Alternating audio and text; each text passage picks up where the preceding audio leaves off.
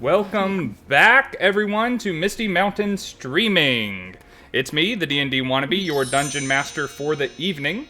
How is everybody doing out there in Twitchland? Hello in the chat. Hello. Yes. Heya. Yo. Heya, Annie the Critter. Yo, Banjo Bravo. Oh, Wandering Wolf Adventures knows some people in here. Hello. Hello. Yes. Excited for everyone to be here. Let us know how we are coming through, how everything is looking and sounding. I'm going to turn our awesome Alexander Nakarada Land of Pirates music down a little bit while we are talking. So this is our first live D&D stream that I am especially very excited about and nervous as hell. But I have my security blankets with me, all three of them, yes, here on screen with me. We will come to who they are and why I love them so much in a moment. But first, thank yous. Ever since our last stream, we have had some people following us and doing things that need recognition. And once again, we highlight my inability to read quickly. Kuthar, Foxer forgot password. Hope you get that one figured it out. Galen Slow, Carly C. Chapman, Pasta Gerblin. Pasta Gerblin. Cool. Wandering Wolf Adventures, Lady Green Dragon, and Blackie Chew. Thank you all so much for the follows. That means a lot to us. It's very encouraging. Thank you guys so much. We have a very exciting stream lined up for all of you in the chat, especially for you first-timers and your new followers. We're doing a D&D adventure homebrew called Wedding Crashers. You probably know because you're here and it's above me on the screen. And playing that adventure tonight are these three people here, generally here, in those directions. We'll start with the most familiar face on screen from the Rhymehold ritual. Say hi to Tyler. And Tyler, where besides here do we know you from, and where can we find you on the internet? Oh, to start this, from anybody who's watched Rhymehold, I got a +1 tonight. There's Miss Ori. Anyway, but yeah, I'm back once again. You can't get rid of me for these because someone said D&D and I was like, I will be in all of them. But yeah, I am Cheesecake Panda. I have Instagram, Facebook, Twitter, YouTube. Hi, Ori. Yeah. So. All right. Thank you for being here. You more so than the other two. You are my security blanket on this stream. Every time I'm on screen, you're on screen so far, including not yet aired episodes that will be coming later. It's a good one, just so you know. It's a good one. These other two are also in it. Yuki Pikmin Pokemon, however you want to do that. And thank you for the follow as well. To celebrate that follow, let's say hi to Maddie. Oh boy. Hello. My name is Maddie. I go by Mademoiselle on all of the interweb stuff. I'm on Instagram. I scream into the void on Twitter. Do some TikToks sometimes. And you may recognize me as Jester. I do her quite a bit. But I'm real excited to be here. And I'm seeing some familiar names in the chat, so that's very exciting. Thank you for bringing your following. My friends. I'm so excited. Yeah, you do Jester a lot, but hey, if you do something well, do it often, you know? It's true. I paint myself blue way too often. Yep. You're probably like me, where you go through like a whole cake of it within like 2 months. Yep. Do you ever like go into the store and the girl behind the counters just sees your face and is already sliding the blue paint across the counter? That hasn't happened yet, but I did at Joann's once. I was buying blue fabric, and the little old lady asked me, "Are you buying this for a Khaleesi cosplay?" And I was like, "She knows me too well. Wrong. She knows me too well." The ladies at Joann's are so funny because once they recognize you, they're like, "What are you making next?" Like, let me tell ya. You guys are ladies at Joann's to you are what bartenders are to me. Also on the screen, last but not least, is the ever adorable Suki. Hello!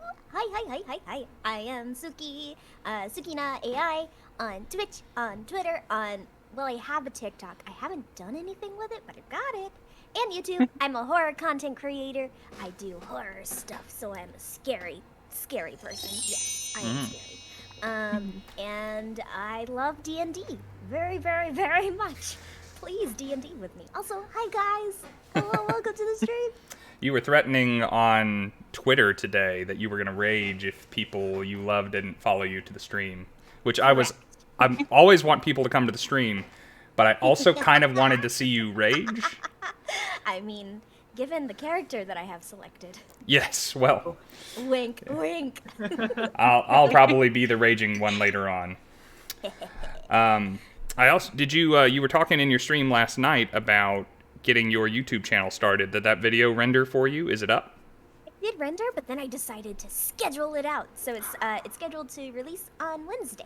So Wednesday night, my first YouTube video is going up. I'm reading a creepypasta called Chanting in the Woods. Ooh. Suki is a voice actress, so be sure to look forward to that on her channel on Wednesday, because I imagine you telling a story front to back would be something we could all enjoy. Unless you're easily scared like me, in which case I'll get you to tell me about it later. It's a pretty good one, so if you scare easily, watch it muted. Thank you also in the last couple of minutes for Neverwinter Fool, Rebel the Dragon, and Mummified Tony for the follows. Real quick, when the stream starts, I will not be able to do this and recognize you because I will be running D&D. Just know that I love you anyway, and that, let's see, I'm going to go ahead and make a note. Anybody after Rebel the Dragon, I'm going to shout out Friday on our stream. Like I said, guys, this is our first time doing this live, so bear with us. Specifically, bear with me. I'm the one in charge of the Twitch stuff. They're just in charge of your entertainment. You're definitely totally not terrified. Yeah, I've got, as ever, my to-go cocktail glass, my lowball glass filled with wonderful adult things to keep me going. Before we get started, I forgot to say with my intro, I have a bunch of names of things that I will be using tonight that I asked all my Instagram followers, give me good puns for this specific thing, and y'all came running. So I got a list of puns. So you may, if any of you are watching, you may hear your suggestion. Just didn't come up with all these puns on my own. I think I probably just flashed something weird on the screen because some dear friend of mine sent me a message on Discord, and in telling that message to go away, I think I flashed Discord at everybody for a second. Sorry no, our for secrets. That. That'll be on the VOD. All right. Does 4K. anybody got anything else to shout out? Anything else to say? Anyone to thank? Anything to mention before the D&D happens? Thank my cat because she's amazing. End of story. I also want to thank your cat. See, me and Maddie just. That's it. Whiskey for the win. Yes, thank you, Grimforge. Grimforge is our latest subscriber. You can see their name down at the bottom of the screen. Anyone else wants to subscribe, get your name on the screen and kick old Grimforge out. It'll be fine. We've all got dice, yes? Dice. What are many. those? Oh, which one? Ew. I've got my lovely sea-themed dice and my lovely gold-themed dice for sunken treasure kind of a theme going on. I don't think anyone else knows that this is an aquatic theme. I don't think that's really comes through in the advertising. There we go. New subscribers. Subscribe gift. Wowzers. Thank you, Banjo. Appreciate you, bud. Big appreciate. Love you very much. Banjo is also a member of Misty Mountain Gaming. Love that guy. Seems like there was one more thing to mention. Oh, yes. By popular demand, the main reason that we are doing this live is because in the couple of recorded... Oh, I got my nails done for the show. Just 31 years old, never had color on these bad boys, and they're going to be distracting me all night. Congrats. Your nails look better than mine do right now. Oh yeah, I've got like a Band-Aid over here. And this You're is all also fancy. supposed to stop me from biting them, because I've bitten my nails since I've had nails. Oh, that's a good idea. We'll see if that works. But the reason we're doing this live is because by popular demand, when we recorded a couple of episodes, I put out the opportunity for people to afford the characters on screen bonuses like guidance and inspiration to help them succeed in the endeavors that they undertake. And That's pretty cool. as you watch this stream, you will accrue channel points, which are thematically dubbed inspiration on this channel. You may spend them on one of a few things. Either you can give a character on screen guidance, because a little bit of help goes a long way. You can give someone on screen inspiration, including me, but it's probably better spent for the ladies. You can add extra monsters to an encounter if you think it might be a little too easy. You can hit the one more thing button. I didn't know about that one. Or- Excuse me? It's Please just know my it's, core it's card. just one more thing, and it's over twice as expensive as giving you guys help. Or really expensive, there is a community challenge to add an additional entity to the wedding. Have a last-minute crasher to the wedding. I put the goal kind of high. I'm not sure that it's going to be met this week, but we're intending to run this again next week, and maybe by then, especially if people who want to see that thing happen come back Friday and get some more channel points and watch the stream then, whatever we're going to be up to, we can almost certainly have another crasher. So that will be fun. That'll be so much fun. I didn't even know that was a thing that could happen. Hey, look at that! I got my brother in the chat giving me inspiration and adding creatures to combat, so that's an early win for me. Oh. That is totally bogus. Are you kidding me? I'm strong. I'm so Brother of strong. Rob. We're gonna have to talk after this. Oh, well, ugh. Is this where the rage comes in? And one for Tyler. Tyler, you're going to start the game with inspiration thanks to your drow matriarch. Oh, I thought it was somebody gave. I guess that's for the other game. Somebody gave me inspiration because Pike was cute. Yes, that's for the other game. That's fair. But Dame Voltaren is in the chat tonight, and Dame gave you Yeah, inspiration. thanks, Mom. Okay, Thanks. seriously now. Shoot. Maddie also starts with inspiration just cuz. Banjo Bravo Wow. coming into it. Thanks, buddy. Am I putting the values for these too low? We're gonna get spoiled with all of Yeah. this. So spoiled. Yep. Okay. Any month I've got inspiration. I will, if y'all will keep an eye, like, one eye over on the chat, seeing if anybody gets inspiration with me, I will try and notice. It does play a nice little chime that should draw my attention, so. I'm trying to pull it up on my iPad right now so that it can just play in the background. Alright, we're 15 minutes in, and I haven't given these people any D&D yet, so are we ready? Yeah. Let's do it. They all gonna leave. They all gonna leave if they don't get some D&D soon. They gotta get that fix. Y'all get any of them D&Ds? Those math rocks. Alright, let's bring that music up a little bit. Alright. And here we go. It has been 2 full days at sea for all of you now. 2 days ago, the Merry Widow set out from the enormous trade city of Dame Hythe along North Shore's northern coast.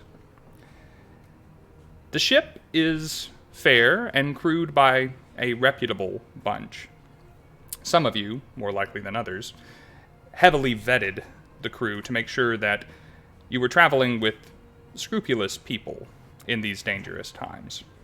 But the captain is a fair man, his crew trustworthy, and your destination, the continent of Lustra, a northern continent not incredibly settled as of yet because of the frigid climate on its northern side, but the southern coast has become a hotspot for upstart businesses, for getaways, vacations, and entrepreneurial ventures of the resort variety. Entertainers, celebrities, young businesses, and young business people have been making this trip before you for some time, and all of you have jumped onto that bandwagon. Captain Withersham mans the helm himself for the time being. Everyone on board is a member of the crew, except for 4 passengers. The ship normally doesn't take passengers, being more of a cargo vessel, delivering goods and trade wares to the northern continent. But the 4 of you have either talked, persuaded, lied, or bribed your way onto this ship.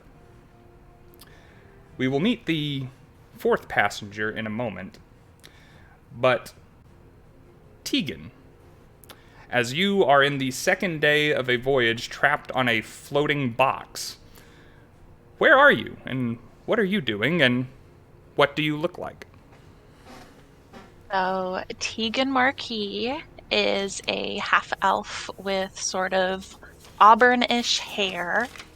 She's got it partially tied back with a little teal bandana, and she's got probably a little bit too fancy an outfit to be seafaring, but you know what? She looks great, so it's fine.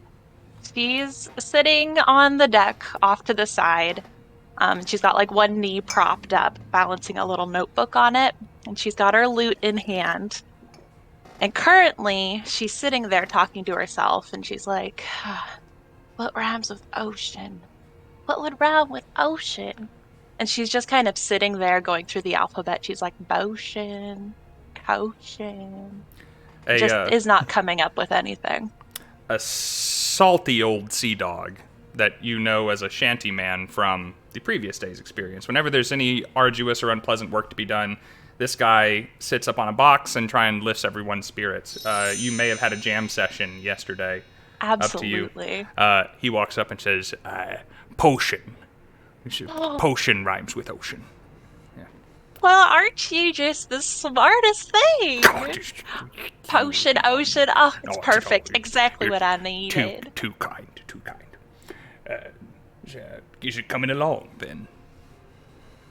I mean, as much as I can write a story about a sea shanty, like you. Oh. You know, I think that your tale is going to be told all across the world one day. It's all going to start just because of us and us meeting and just having a great time together.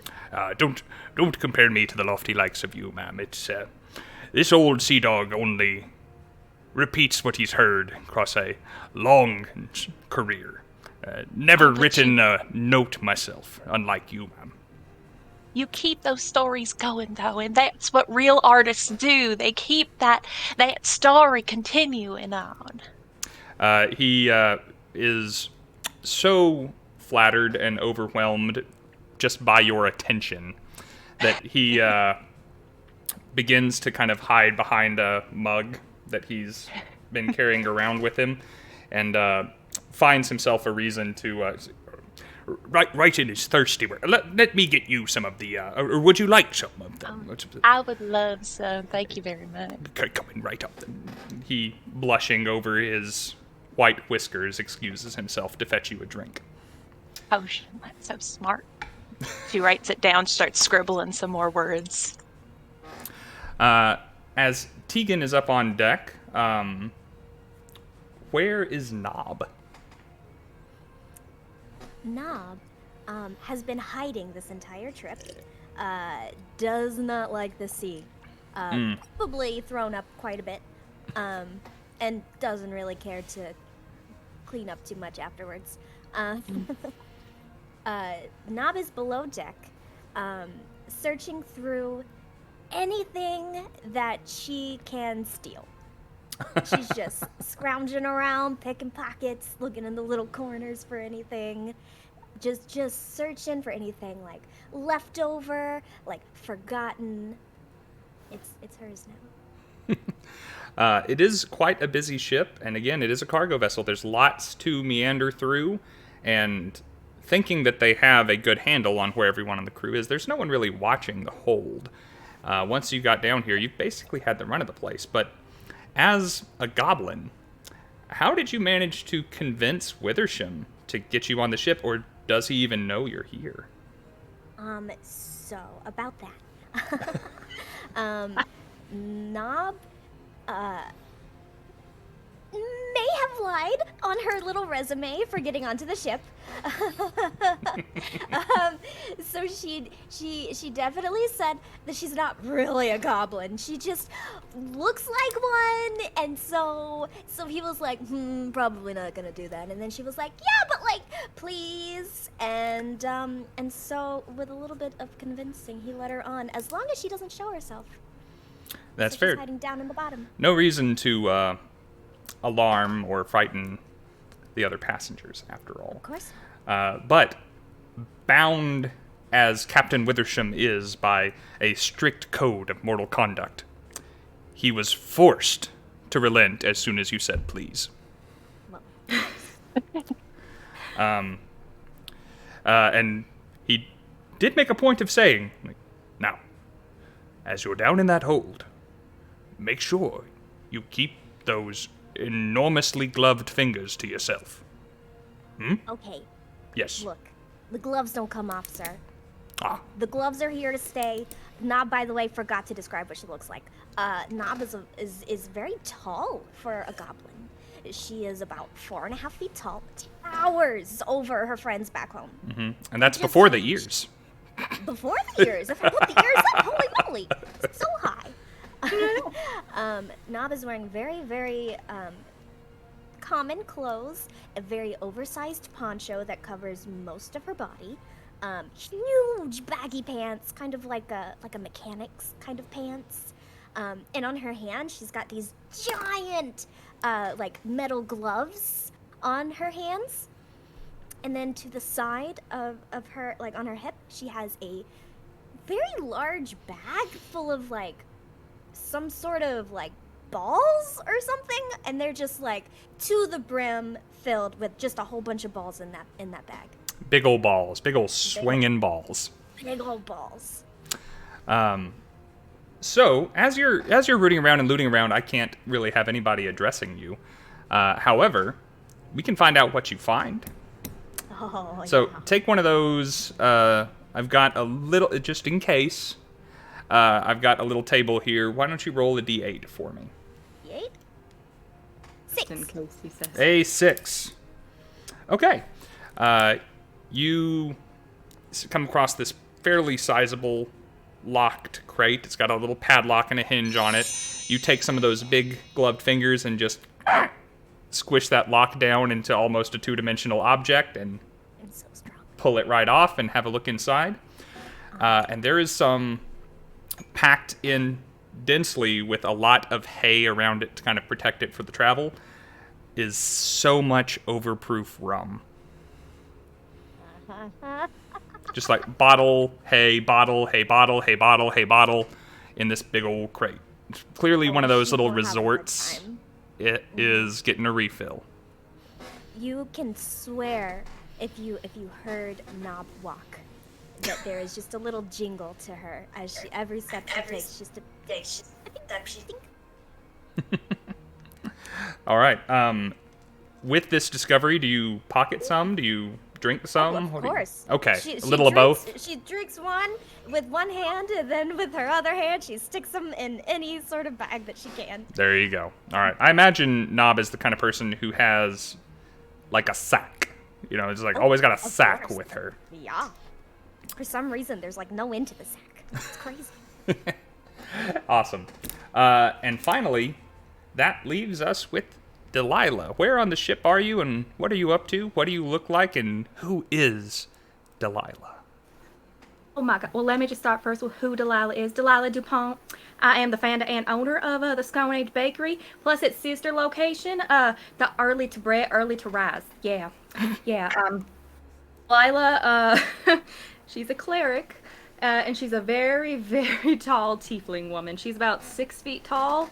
then she wears heels on top of that. So she's like 6'3", you know, like she's quite tall. She's in lovely, you know, golden yellow buttery color. Like that's the color of her skin. She has flowing orange hair that she keeps in 2 little buns just on the sides of her head. I imagine probably when we first got on this whole boat situation, there were some people that were concerned with the fact that she's a very tall woman wearing a big poofy dress that's got plates of armor on top of it. So she spent most of her time, you know, lower in the ship, you know, just in case, you know, it's less likely she's going to fall overboard and drown that way with all of her armor on.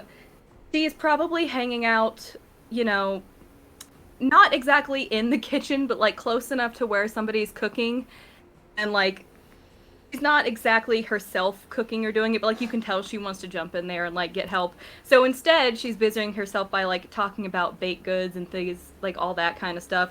So like whoever the poor cook is probably has been hearing like a long afternoon of just like, I'm telling you, you know, there's just some complexities when you make bagels.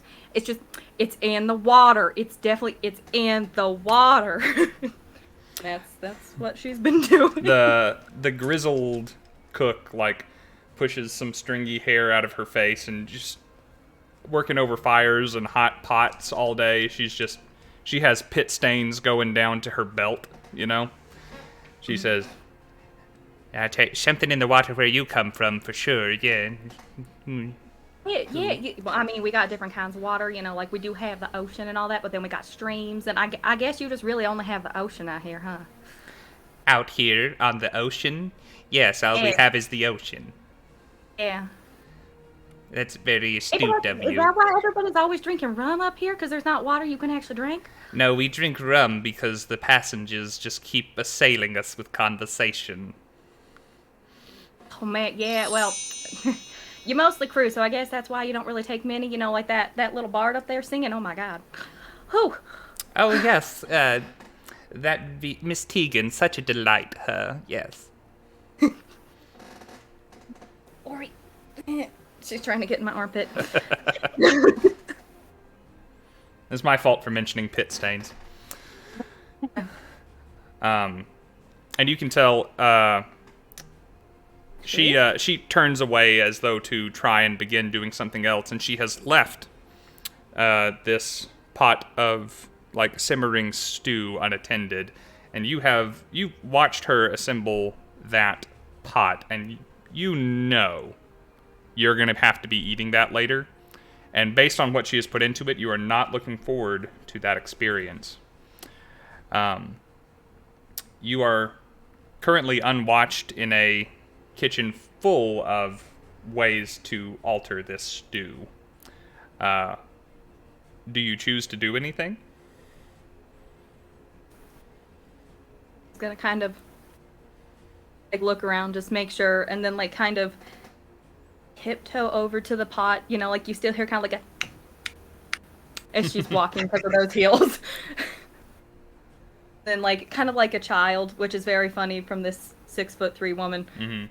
Around, just like picks up the salt and just like starts like stirring it, and then kind of sniff it. Not so sure exactly what it is. If I got oranges in here, I mean sailors. Scurvy. Will we put some oranges in here?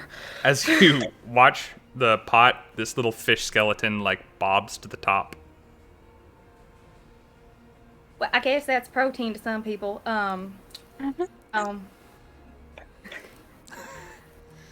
Gonna pluck that right. You know, we don't need someone getting that stuck in their teeth or in their throat. You know, just pluck out this fish skeleton, sit it to the side somewhere that it's not noticeable. The old cook starts to turn around and says, "I'm sorry, did you say, oh, you're still here?" Just helping, just stirring it, you know, just making sure it doesn't stick to the bottom and all that stuff. Thank you, I've got it. Why don't you see if that nice young bard needed anything? Why don't you go? Why don't you go? Sure, I'm gonna take this orange here, you know, just in case I come in across any of the crew members who look like they really need it. You know, I'll stop in later, see if you need any help. I'm gonna go see what that take whatever you want with you and go. Whatever you want and go. Yeah. And Tegan, go. Tegan. As you walk, We're running away.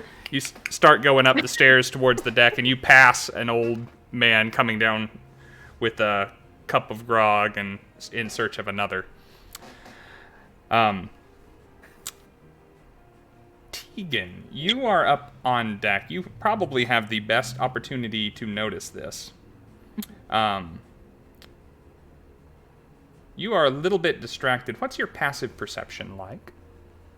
My passive perception is 15. That's big. Okay.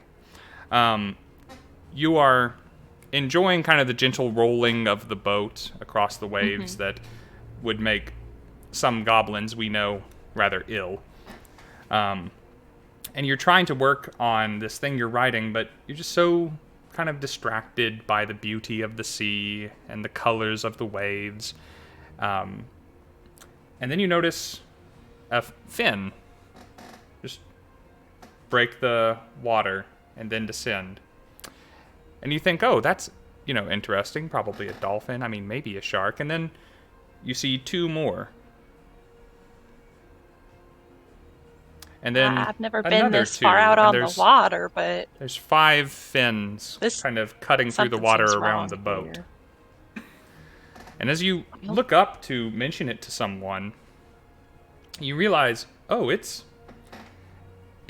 darker than it was a moment ago. And what had been kind of a nice, hazy day, there are some thick clouds that weren't there before. They haven't rolled up over the horizon. Just there are clouds, dark, angry clouds, where there weren't dark, angry clouds before. Does this happen out in the middle of the ocean like this? Like the dolphins come up and then all the clouds come down? I'm gonna look around, and I'm assuming I see a beautiful golden yellow lady coming towards me. Yes. Kind of somewhat aimlessly coming up from the deck and just kind of wandering until you make eye contact. There's a few people around the deck besides, just mostly kind of lazing about, and you see beyond and above the approaching Delilah Dupont that the Captain Withersham is at the helm, and he does seem to be looking around and conferring with his mate. So I call out to Delilah as someone who is very much not crew and probably would feel similar feelings to me. Listen, I wouldn't normally be concerned about a storm, but with the captain up there being as concerned as he seems to be, I feel like something's wrong. Yeah, one second. Yeah. Tried to, everybody she's passed, she's tried to, give this poor orange to, and they've all just been like, oh no, I don't want fruit. She's like, okay. And she just kind of, sits it on a random crate, and it's like, somebody will eat you eventually. Well, I mean, storms are normal out on the sea. I mean, sure, we might tip over. That's always, I guess, a problem. Yeah. That probably won't happen. All right. Yeah. I mean, I didn't bring many change of clothes, so if these get wet, and this is velvet, so it really shouldn't get wet. But I guess I can dog paddle like the best of them. Are you gonna be okay with all that armor on your skirt, though? Oh, sweetie, don't you worry about me. I'm real strong, and I also have a little spell. If you do get wet, I can help if anything gets damaged. It'll be fine. It'll be fine. I'm so happy you're here. You're such an angel. Really, you are. I don't know if I saw the fins sticking up out of the water or not. Are you casting your eyes about? Sure, yeah. Okay. What is your passive? Passive 17. Okay, Ooh. almost certainly then. That's a high passive, girl. It's those 8 younger siblings, she's just used to looking at, watching them at all times. Yeah, absolutely. Then, you notice, let's see, 1, 2, 3, 4, 5, 6. Yeah, 8 fins in the water, just kind of moving about the ship. Tegan, do you think those are, well, not to make more, worry for you, do you think those are Sharks? Dolphins. Well, I was hoping they were dolphins. I've heard that dolphins do all kinds of cute little tricks and stuff, so Yeah. what do I you don't think? hear, I don't hear ominous music coming, so maybe it's not a shark. Do you want some ominous music? I'll pull out my lute. No, you're gonna win the sharks. Don't do that. Okay, I'll play something real nice and gentle then, and I just Yeah. start plucking a little something calming. Yeah, that if you played the Jaws theme, that would be cultural appropriation. You would certainly get So attacked. true. All right. It is roughly this time that, as you guys are beginning to pluck and play, and your interaction is beginning, that you begin to hear the captain shouting out orders to members of the crew to bring in the sail, to start battening down them hatches and things of that nature. Just get the ship ready for inclement weather. And as they are approaching, because they are approaching, they are patting this person on the shoulder or pulling someone up or slapping somebody awake and sending them off to do one task or another. And Captain Withersham comes to the two of you ladies and says, "It seems that we're going to be in for a bit of foul weather. Just tell me, have either of you any experience on a boat at sea when the weather turns sour?" This is my first time on a ship. We're delighted to have you, ma'am. How about you? I'm not really been on a ship very often. Like I've been out on a boat in a pond, and one time there was a storm, but everything seemed fine. My brother did almost get electrocuted by some lightning, but it was fine. But Intrinsically anyway, different experience. yeah, I think it's gonna be okay though. Do you guys need any help, like picking any of these things, like setting everything up? I'm pretty strong. I can help if you need it. And I can play music in the background in support. I'm not very strong myself. That would be delightful. However, I think it would, about the time it would take us to explain to you what needs doing, my dear Miss Delilah, we could already have it done by someone who doesn't need to be told. So, I'd recommend that you make yourselves comfortable as possible, perhaps below decks for the time being.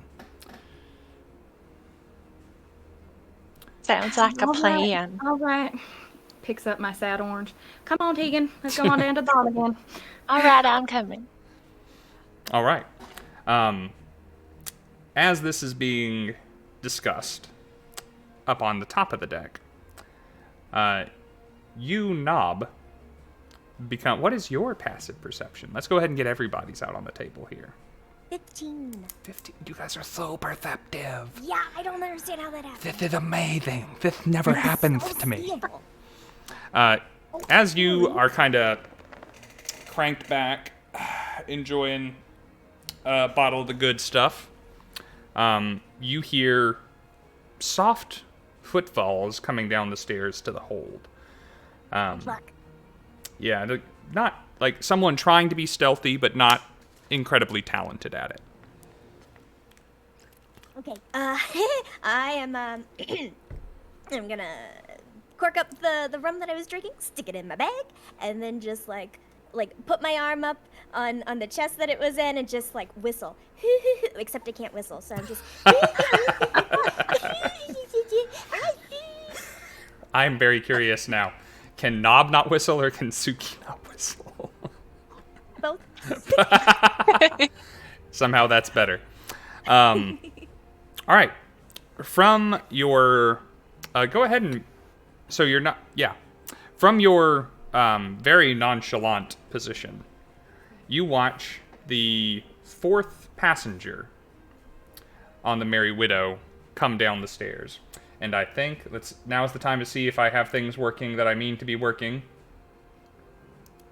There we go. On the Twitch stream over there, everyone can see a visual representation Ooh, mama. Ooh. of someone that you know as Phineas. However, every time anyone calls him Phineas, it is quickly followed by, that's Captain Phineas. Thank you. So, Captain Phineas is sneakily coming down the stairs and seems to be as though they didn't have to look for where the rum was. With some innate Spider-Man-esque spidey sense for where rum is beelining for your crate.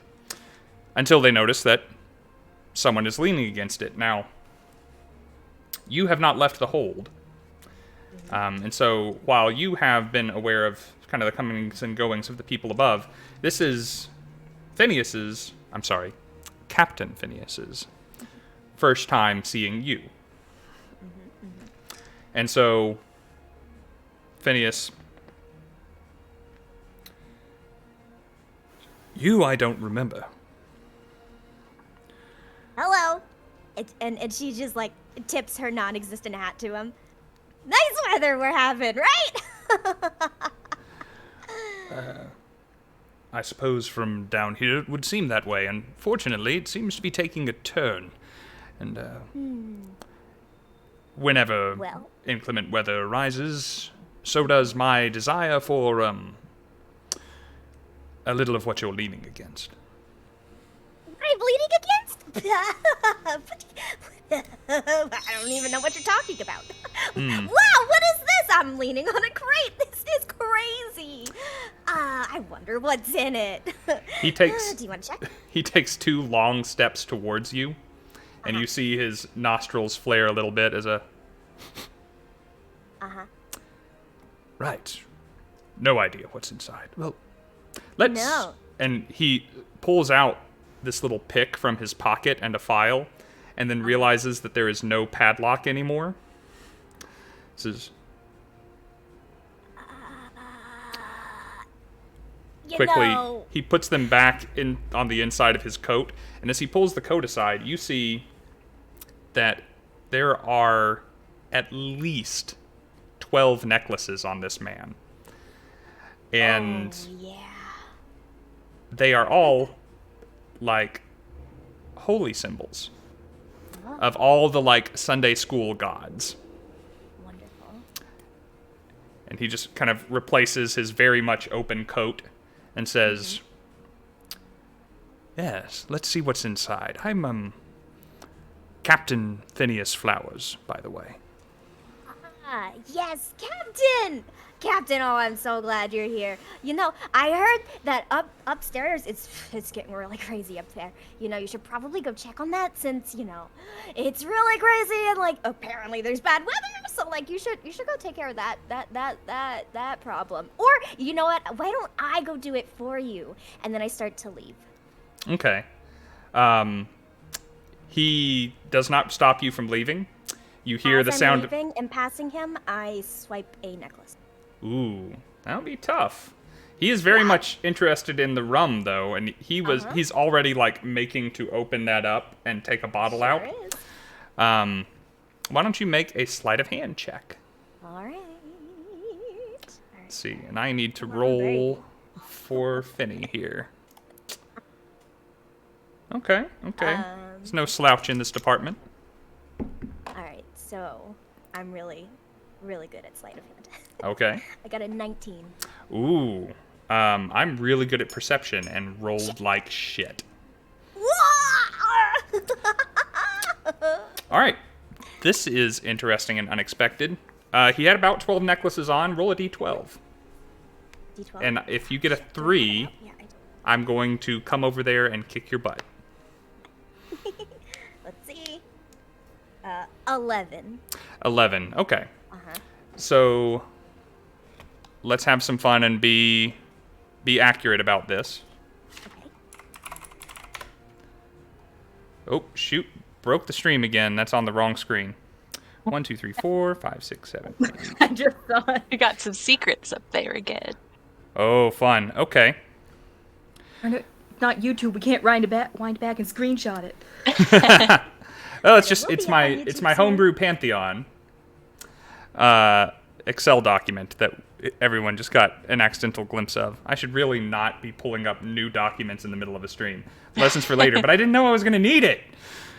The holy symbol that you have is made of pewter, which is not very fancy of a metal for a holy symbol. And it's on this little leather cord.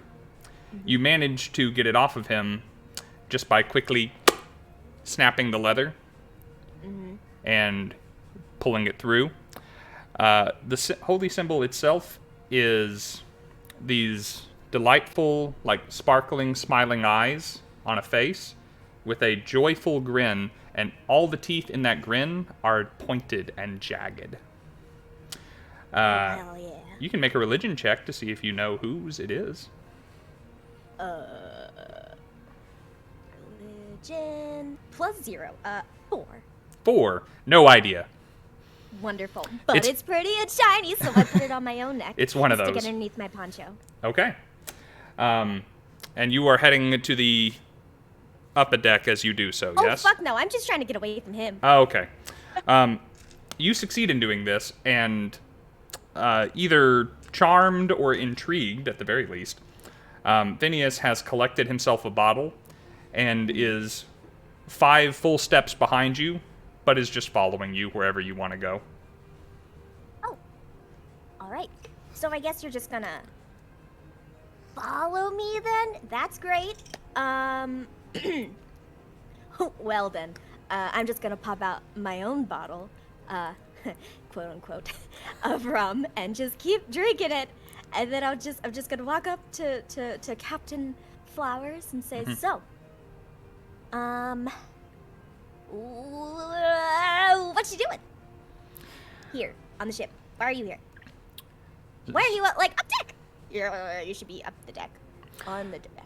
Not here. You see, they tend to listen to the orders of a different captain up above deck, and having seafaring experience, if I was anywhere near the main deck, they would ask me to participate, which I'd rather not do. So you're a lazy bitch. Awesome. All right. You know what? I can get behind you. Or maybe I you prefer can get behind drunken me, sod, you know? but lazy bitch will do. All right. You know what? You know who you are, and you own it. And I am about that. I am about that. Hello. I stick out my hand. My name is Knob. Hello, Knob! Yeah. Once just like again, that. Phineas Flowers. And he shakes your hand, and as he does, the ship, and you will notice this on the deck above as well, rocks to one side suddenly, as if something large and heavy and coming in at a decent speed has impacted it. Oh, shit. Oh, God. Oh, my God. Are we going to die?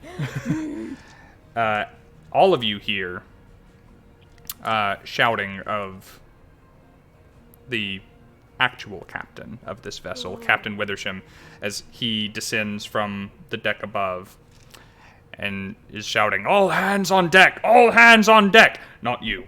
"All hands on deck!" And he starts making his way down towards the hold, where he knows at least one additional passenger is.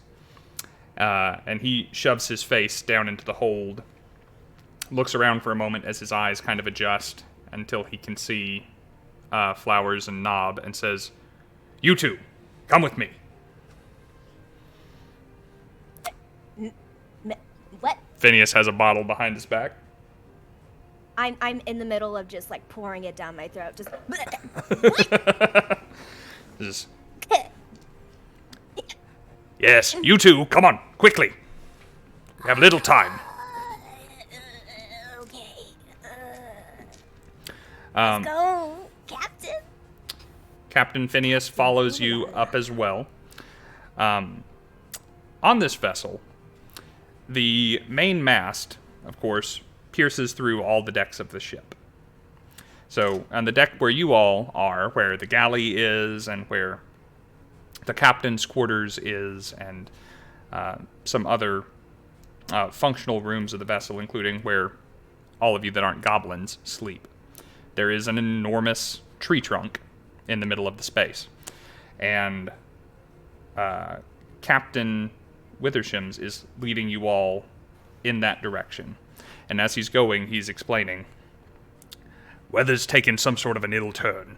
never seen something like this. It's as though we're bedeviled. Says, whatever it is, the Merry Widow can match it. Says, but for your own safety, like, everything not needed in battling the storm is getting lashed down, and I'm afraid that includes the 4 of you.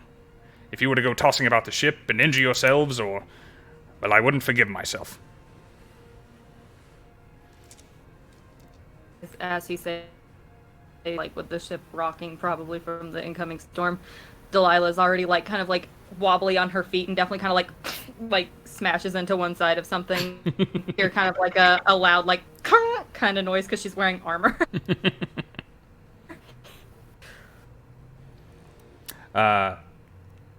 Withersham reaches over and, like, pulls you up, and even the captain's sea legs are being somewhat tested by the amount of movement that is in the ship. And Phineas looks as though he's going to protest the being tied down. But Withersham has a look on his face that expresses very little tolerance for nonsense or sassbacks, even from other supposed captains. That said, I'm not running anybody but Flowers. What do the 3 of you do? How do you respond to this prompting? Now, when you say tied down, do you mean, like, actually tied down? He produces a rope from behind his back. Oh, quick! Captain Flowers! Tie me up, please! I need to be saved! Hardly the time or the place, but I do appreciate the enthusiasm. He literally just said that we have to do it. Like, you are obligated right now to do it. I'm gonna let them be, you know, like little tie mates, whatever you want to call it. Come on, Tegan. Let's try to sit in the other corner of the room, you know. From whatever that's going on. Yeah, and Captain, not this one who says Captain, the Captain, the real Captain she's pointing at. Just, you know, just to help, you know, she, like, is patting him. I don't know how tall he is. She's probably about as tall as he is. You're slightly taller. She's, like, patting him on the shoulder and casting guidance on him. I really hope, just, you know, everything goes well. I really have faith. You know, I wouldn't have picked a different vessel, because I just thought that you were the best. So I trust what you're doing. Well, if I end clearly up as a not. statue at the bottom of the ocean here, you know, I think my god Damus are probably not going to be very happy about that, but we'll get to that if it comes to that. Yeah, I second everything that she just said. I have the utmost faith. And she's, like, stumbling and does not have a confident look on her face. I know that neither of the 2 of you are from Alabama, but I feel like I'm going to a family reunion every time either of you open your mouth. No, but I'm originally from North Carolina, so I understand. Born and raised in California. I'm just winging it. Didn't plan this, by the way. This just happened. Yeah. As Flowers begins to acquiesce and start to tie your hands behind your back, Knob, the Captain Withersham intervenes and begins tying Flowers and you to this section of the mast, and then proceeds to Tegan and Delilah. Old sailor knows his knots, and by the time they are done, you still have free use of your hands, but pretty much everything between the armpits and the knees does not hardly move at all. I've made sure to position my lute in a way that I can still play it. So as he was tying the ropes, I'm, like, lifting it up so he can tie underneath it, adjusting the strap around my shoulder, and I'm like, all right, I'm ready. I'm ready for anything. Apparently, so is Knob. All right, having successfully tied you down, Withersham's, like, gives a final tug on his knot and gives a satisfied nod and says, this is only temporary. I'll be back for all of you shortly. Just, need to get through this, and I don't need to be worrying about my valued passengers in the meantime. Oh, you really think I'm the valued customer? Customer would imply that you paid me. Listen. We agreed that I wouldn't. So, No. no take backsies. Flowers is like, you didn't pay him? You paid him? And on that note, Withersham exits up onto the deck, and you can all see that must be some heavy rain coming down. There's just a waterfall of water coming down the stairs now. Not like the ship is sinking or there is a leak somewhere, just like there's a lot of water on that deck that is making its way down to y'all now. The next several minutes are punctuated by basically a terrible splintery amusement park ride as the ship is being tossed to and fro. The lights, the little lanterns that illuminate this part of the boat, swing on their hooks. Some clatter to the ground and are extinguished by the gathering puddles and rivulets of water. All of you get some good bonding time. Knob probably hurls. During this, Knob turns to the Captain Finney and says, hey. You still have that rum? Yes. Well, he kind I of still have looks mine. down his trousers. Okay. Well, I was just gonna suggest a thing. You don't have to do it, but I think we should totally do it. It's just a way. You pour your bottle into my mouth, and I pour my bottle into yours. Come on, how else are we gonna wave this storm? It's got fucking crazy out there.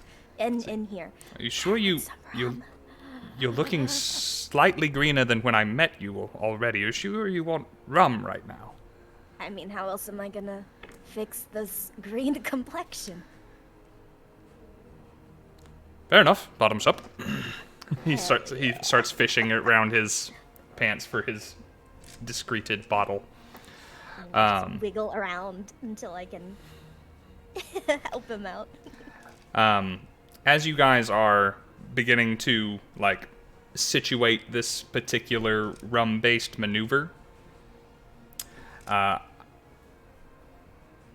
is a loud crash, and all of your insides are flung to some part of your rib cage as the vessel comes to a grinding and immediate halt.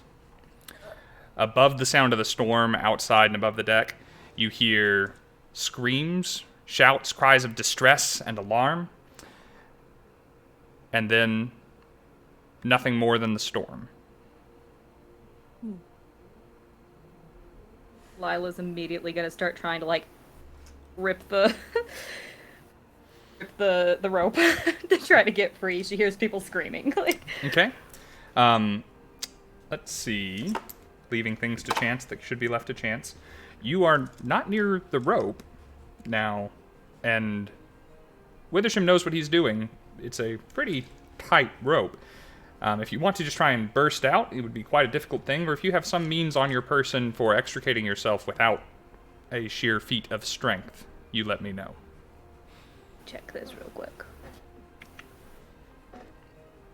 Yeah. As we've been rocking, I also have plucked enough strings to give Delilah an inspiration, just to give her some support during this stressful time. There we are. Very nice. Yes.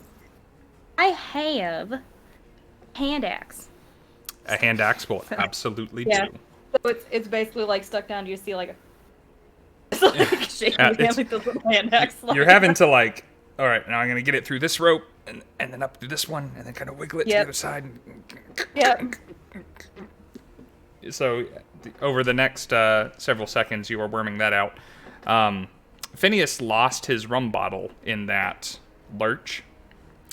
No! It went crashing. Furthermore, his head went straight back against that mast, and it is now lolling against his hairy chest. This is awkward. Can I just bust out of my ropes? Same kind of situation as Delilah is in. If you have a way of getting out, let me know, or you can just be strong. Well, I do have very large gloves on, and I'm going to try to be very strong. Okay. Roll me a d20 plus your strength modifier. Oh, hell yeah, this bitch strong. 26. Ooh. All right. As you're trying to worm for that hand axe, you feel about half of the ropes that are restraining you, Delilah, get a lot looser suddenly, as pretty much everything from your knees up, knob, you just kind of rip free, which is frankly kind of painful for everybody else tied by the same rope as it kind of crushes against them for a moment before they go kind of slack. Knob, you are extricating yourself easily from the remaining ropes as you just kind of worm and wiggle. And presently, Delilah, your hand axe is now much easier to free, and you, a couple of good swings, clears all four of you from your restraints, and Flowers just kind of wet sacks onto the floor. I daintily step out of the ropes. I'm like, well, that was just great. What an adventure I just had. Knob goes to Captain Phineas, and she, like, lifts his chin up with, like, takes both of her hands and goes to lift his head up, and then lets it go to let it lob, and then she lifts it back up, and she just slaps him on the cheek a little bit, like, good job. I'm gonna take your rub now. And then I'm also gonna take another necklace. Okay. Roll a d12 again. D12, okay. The dot is on the bottom, right? Dot's on the bottom. Okay, 9. Okay, that's... There it is. Ooh, okay. Make another religion check. This time, it is a silver symbol of a shining eye, but instead of a pupil, there is an hourglass. Whoa. I got a 13. A 13. You happen to pick the least knowable of my gods. So you know that it is a god called Murmur, and that it has something to do with smart people and magic. Huh. And I that's, don't really give a shit about any of that, but nah, it's but pretty. this one's definitely more valuable than the last one. Stick it on my neck. Well played. All right. And the three of you ladies are now literally free to move about the cabin. Yay.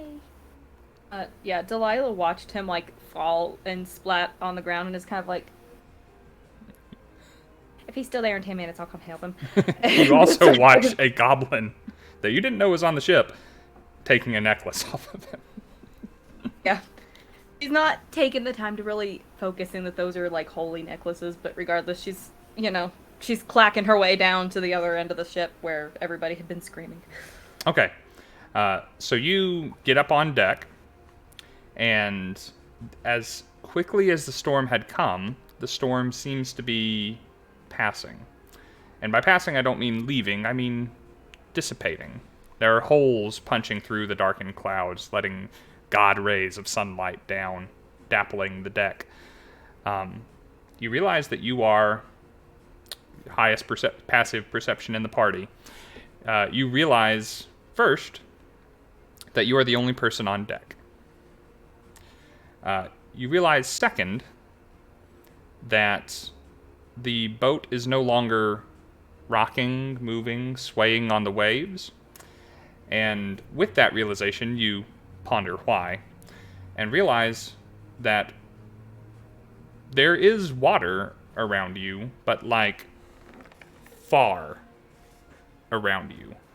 There is ostensibly no water touching your boat any longer.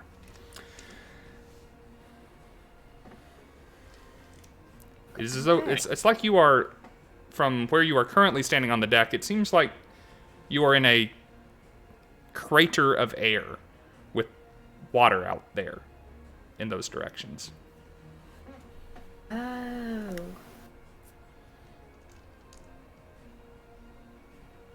Interesting. kind of peek over the side of the boat.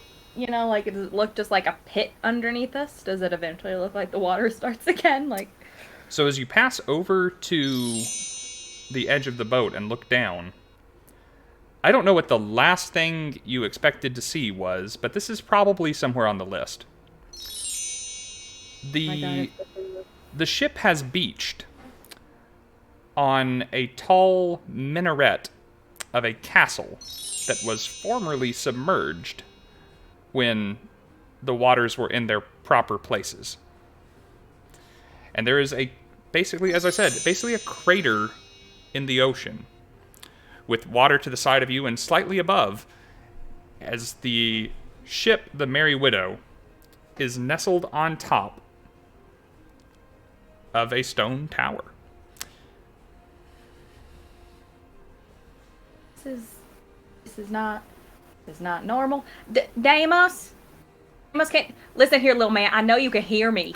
And when she gets no response, she's like, "Darn it, he hates when I call him little man." You too. You have, he absolutely does. Yeah. Especially coming from somebody who's this big. You two, I don't know how to say this. Stuck on a castle. We make Telestra? You hear from down below deck. No, honey. No, we're not there yet. We're still in the middle of the ocean, but there's a castle under us. Like mermaids? Immediately, instead of thinking of all the nice mermaid stories, Delilah immediately thinks of all the original dark sirens is like, oh dear God, I hope not.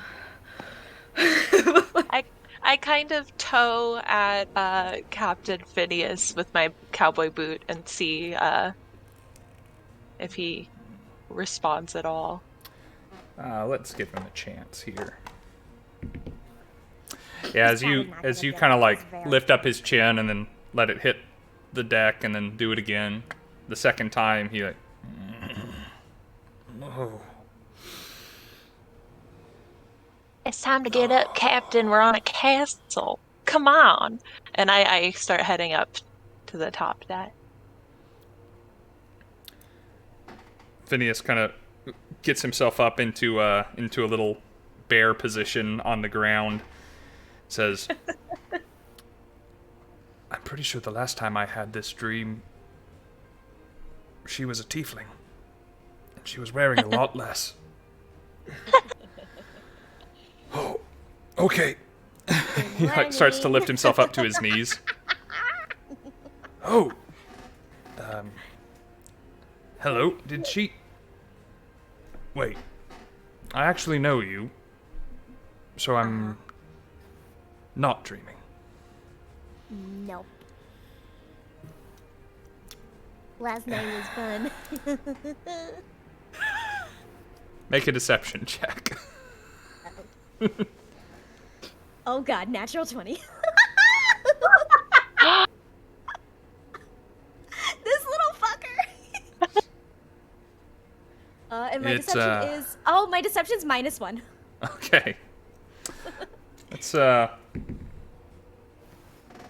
says, yes, it was good for me too. Did she say castle? He says, getting we up. should probably go. There's probably a lot of stuff in there. Says, right. Well, let's go, Knob. Yes, I see a finger. Told us to watch. I think I see that Grimforge 604 basically just gave all three of us something. Ooh, I think it's an that inspiration. is A guidance. guidance. Yes, a guidance. Oh boy. Ooh. Thank you. Yeah. All right. Yeah. So, the way guidance works for the uninitiated, and just in case my players need a reminder, when you roll a skill check, has to be a skill check. When I ask for deception, stealth, persuasion, stuff like that, you get to add a d4 to the roll. Thank you. Cool. Thank you. Such generous people. Since we took a second anyway, I did notice that Rifle Stud, friend of the channel and fellow ambassador for Misty Mountain Gaming, handed out a few subs to people in the chat, and I appreciate you, buddy. Oh, I also see Annie the Critter gave Tegan guidance as well. Thanks, Jenny. Peace. Very nice. Inspiration does not stack, but I'll allow guidance to stack. So you have 2d4s on your next 2 skill checks, okay? Ooh. Wow. Okay, I'll take it. Now that said, don't roll them together. You know, you don't have 2 d4s on your next skill check. You have a d4 on your next course. 2 skill checks. Thank you. Cool. All right. So, as you guys walk up to the upper deck to see what Delilah is talking about, since apparently you're familiar, Phineas gives you a little tap on the butt as you go up ahead of him, Knob. Oh, Captain. Be careful where you touch. I am very volatile. Rolling an insight check. Noted. She gives him a little wink. He allows himself a little smirk. And the 4 of you now are on deck and walking over to where Delilah is leaned over the railing. Where's the castle? You all see what Delilah sees.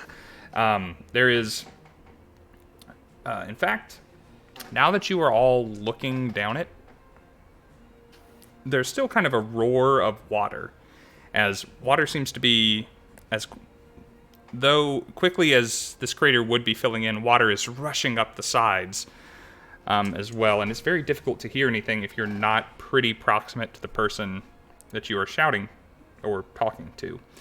But you can actually see that the sides of the castle are somewhat alive. There are creatures who you can barely make out, since the daylight hasn't quite come back yet, down there in the shadows of the clouds. And you notice that almost all of this castle's exterior has been whitewashed. And the areas that do not have whitewashing on them have these little humanoid shapes going around and actively whitewashing the stones.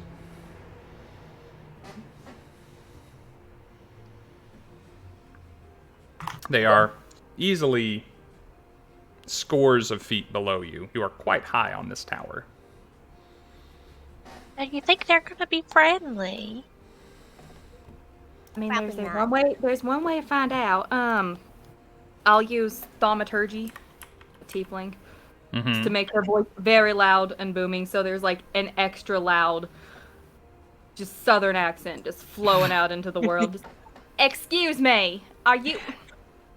Where? What? You're confused. She's so loud. The timbers of the Loudness ship comes with the- like the- rattle beneath your feet. Ooh, I just heard myself. Okay. Someone's got a little bit of an echo going on.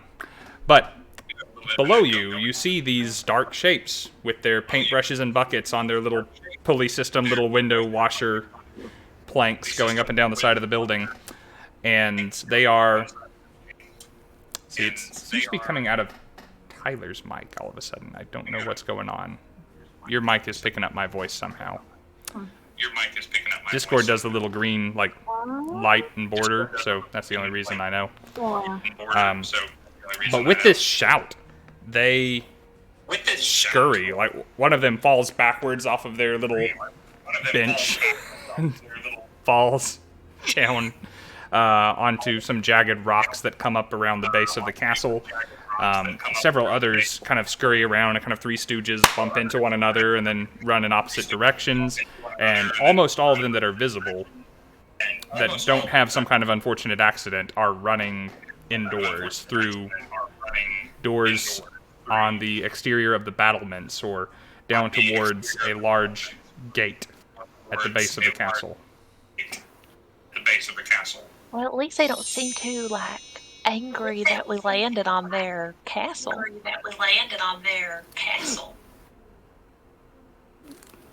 I was trying to figure out why maybe I was echoing. But you said that a couple of them fell when I did that.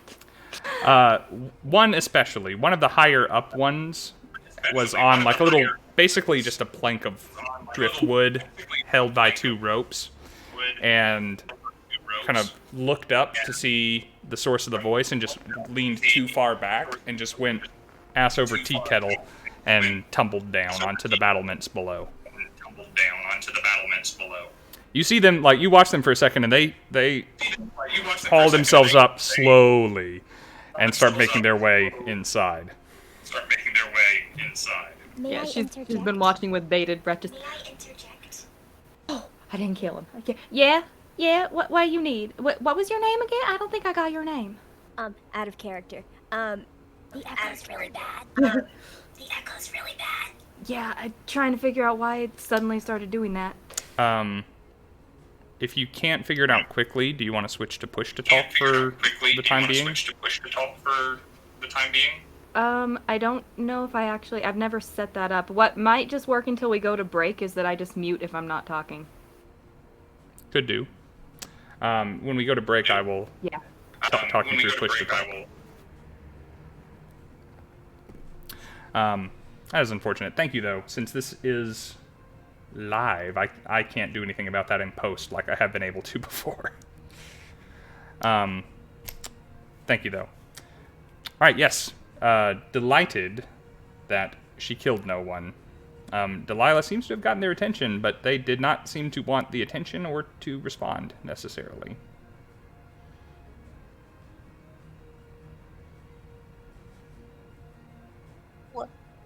We mean no harm.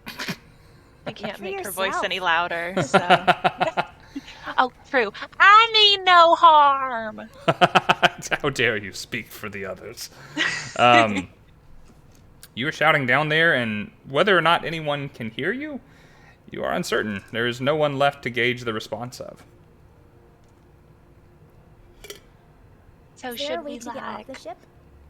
Like, are climb we down? Possibly. That is up to you. like how far away is off the ship? I suppose it depends on how you mean to do it. If you were to descend directly from the railing of the ship to the battlements below, it would be about a 60-foot drop. Okay, and then what about like the castle? Because you said that we're over a castle. Well, you seem to be stuck on a tower, and the only reason you know that is because you can see the base of the tower if you lean out far enough. You assume that part of that tower is now inside the ship. Shit. Okay. Because that's how you stopped. Huh. Even I don't know what that sound effect was.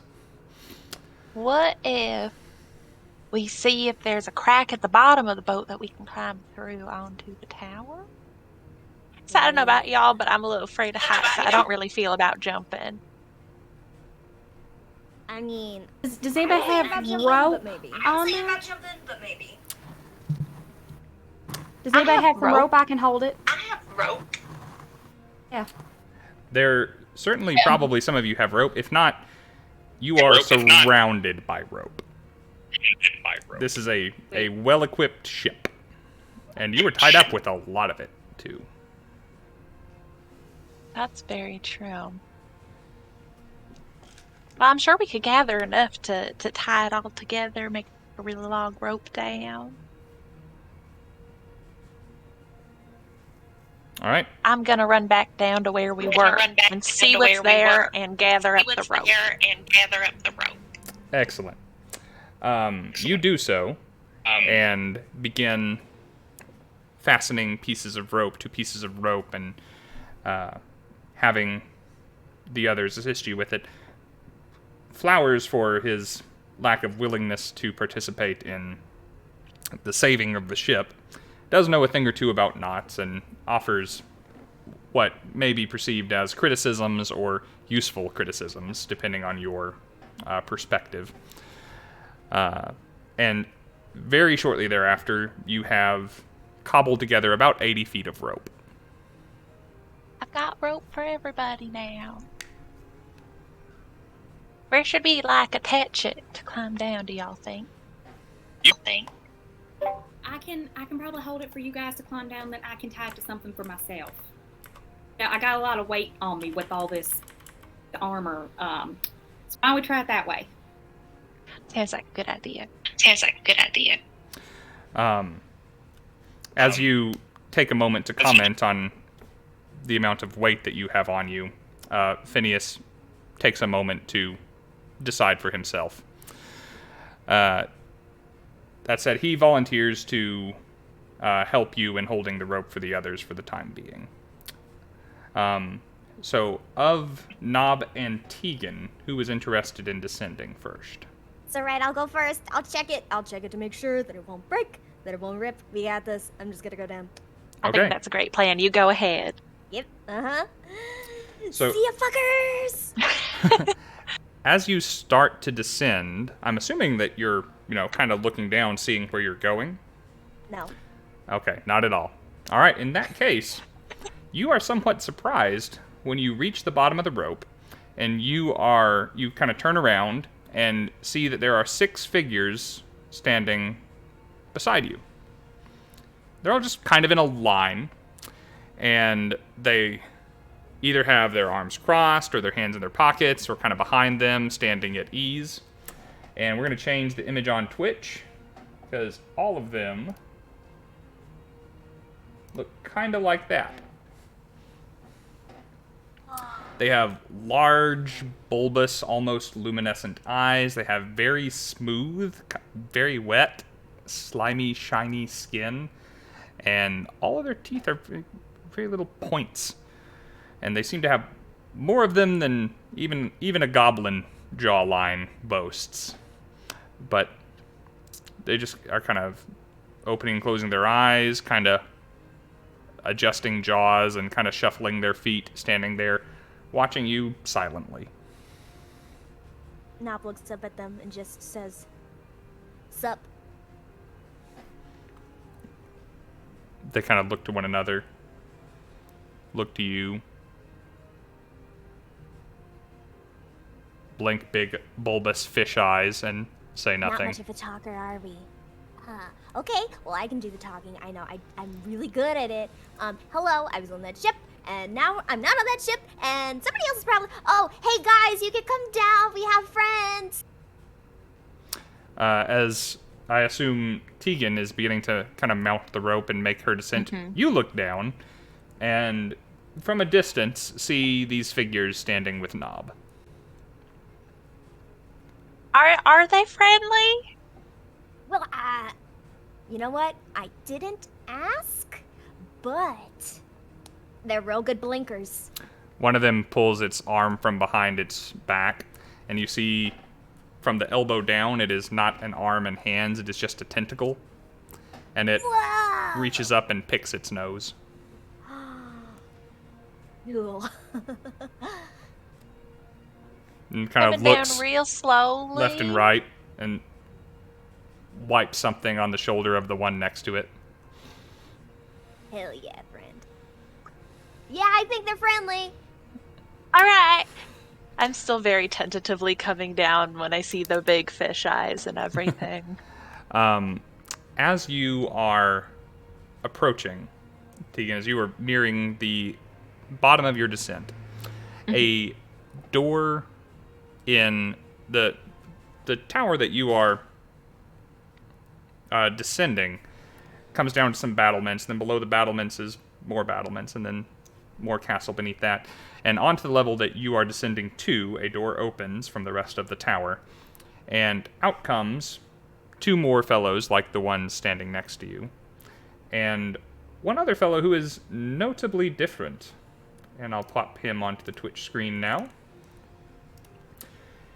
He is man all the way up to the neck, although his skin is different tones, fastidiously dressed, with a bit of a ruffle at the neck, and sleeves rolled up above the elbows on a crisp white shirt with a meticulously pressed black vest on. And he marches up to you, and even though he's wearing shoes, you kind of hear the sound of slapping webbed feet as they approach. Says, It's so close to being mermaids. "Greetings. I am the person. Who are you?"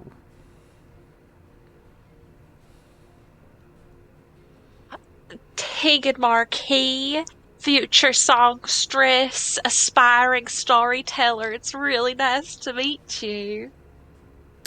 He clicks his heels together and bows at the waist, his dorsal fin on his head almost touching your hand.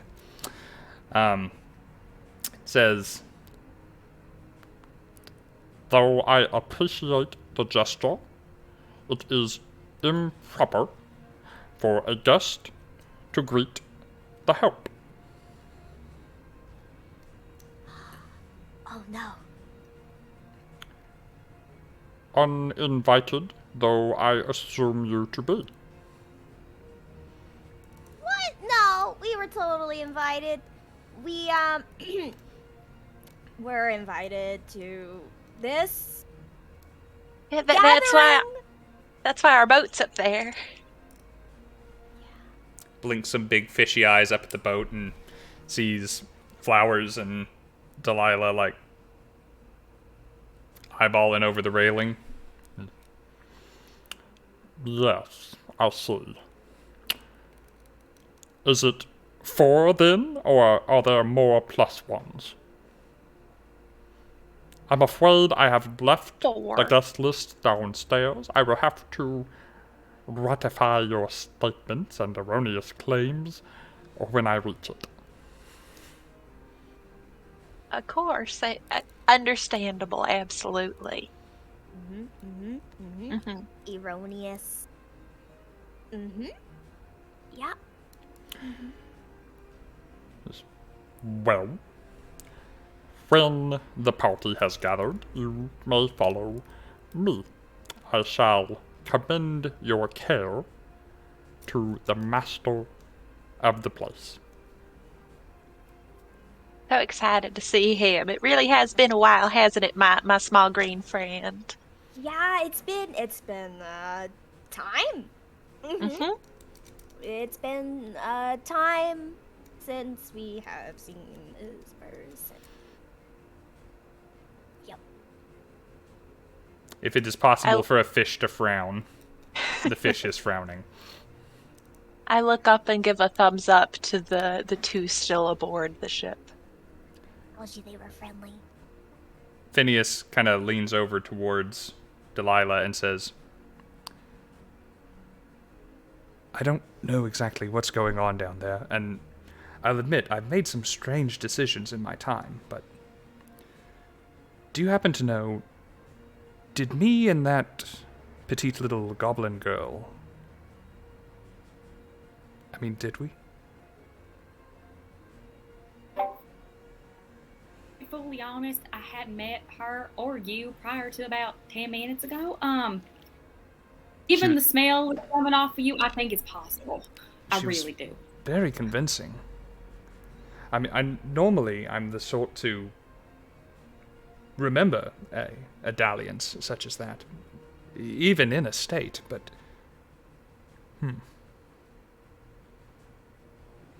I do seem to have a memory of her requesting that I tie her up.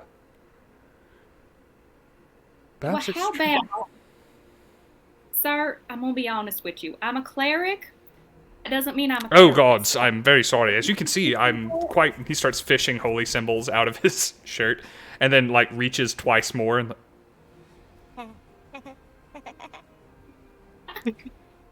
Oh no. Oh no.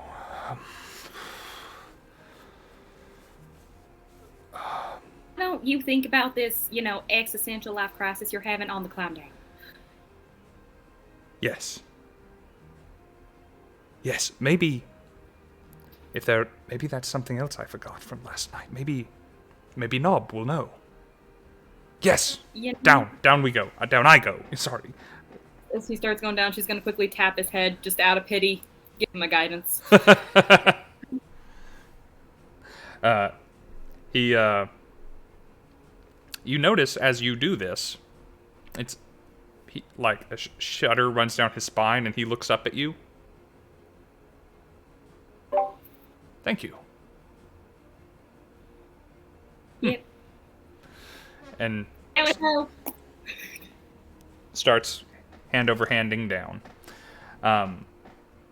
And with your support, even though you would like to trust the knots that Phineas supervised, he descends. And then you are free to descend on your own. Yeah, I'm gonna give him a hard. Sorry, Ori, I didn't mean to shake you. I'm gonna give him a hard tug first, just to make sure the rope seems good. Seems satisfactory. All right, then she'll make her way down. All right.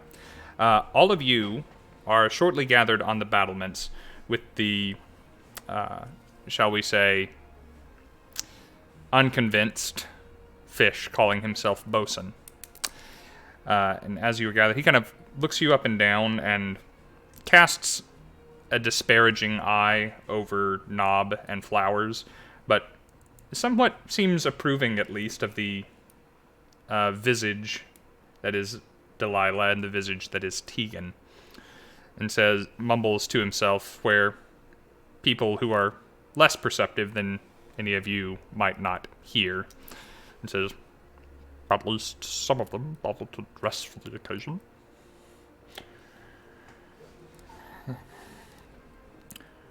That accent, sir, is just so lovely. Is that French? I don't speak French myself. Are we in France? It is Aquan. What is that? So close. Perhaps. Follow me, please. And he spins on a squeaky wet foot and begins marching back towards the door he came from.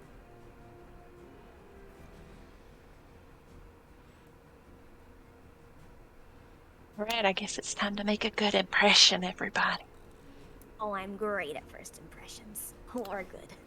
Flowers starts to try and button up his shirt and realizes he's missing several buttons. Does what he can. And then takes off his hat for a minute, runs his fingers through his hair, puts his grimy hat back on.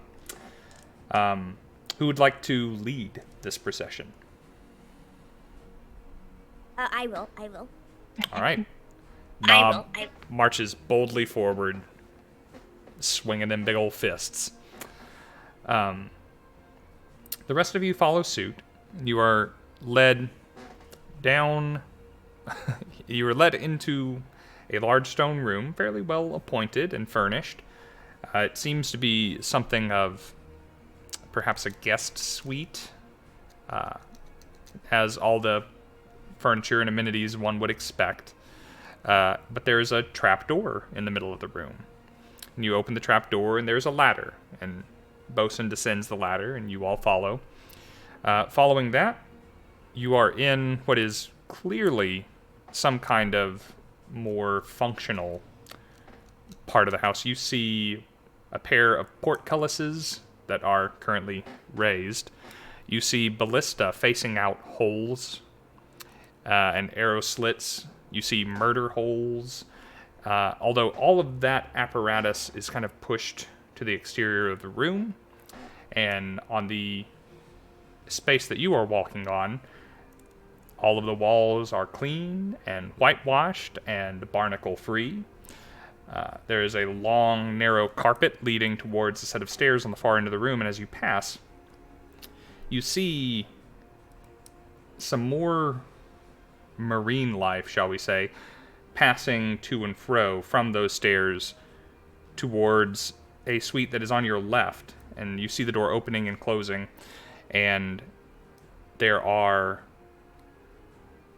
all like decorative, white, luxurious pieces of furniture visible as you see the door opening and closing quickly.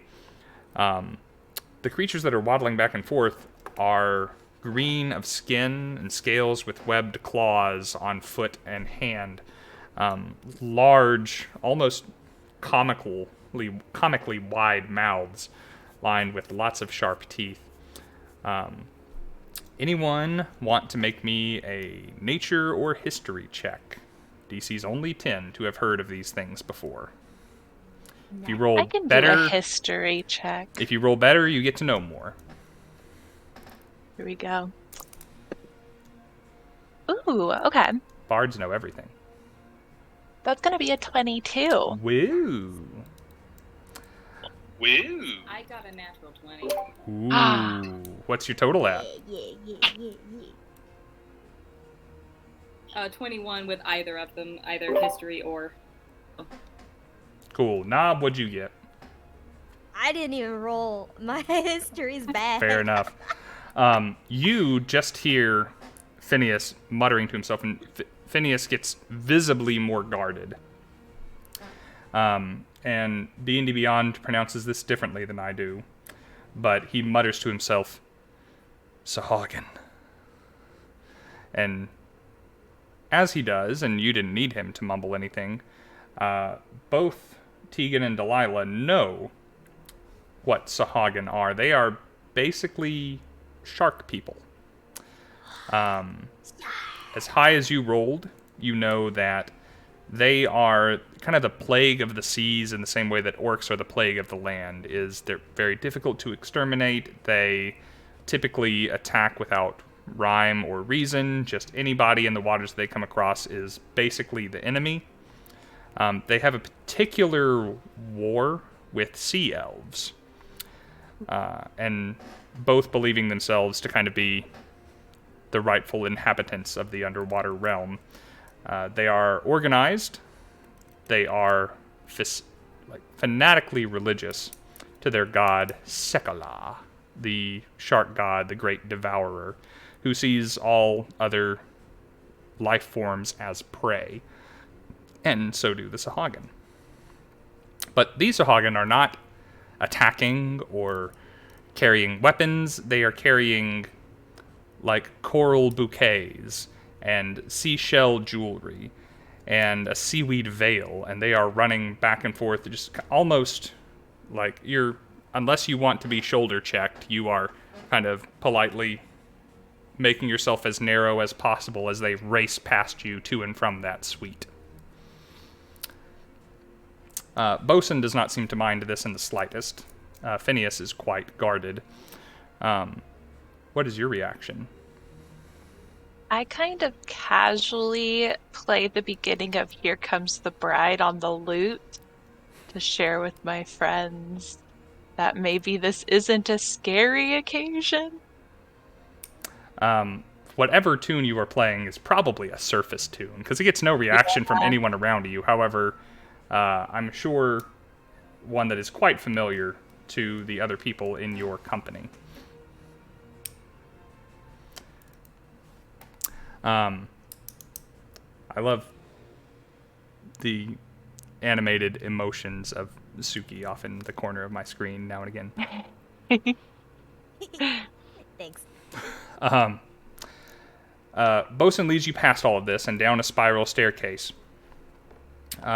You hear the waves approaching again, as though you are getting towards the bottom of the crater that this castle is nestled in. In fact, as you come off of the stairwell, you are facing the large front gate of the castle, its doors standing open, and you see crashing surf against jagged rocks just feet outside of a short stairwell. You are, however, turned to the left through the foyer that is the Great Hall, and doors open before you, unbidden and unassisted, into a grand banquet hall. You notice first that all of the furniture in this room is oversized, needlessly. Over twice as large as they would need to be to make any of you comfortable. Clearly designed for entities much larger than yourselves. And a banquet table in these giant proportions is truly a thing to behold, much less 3 of them.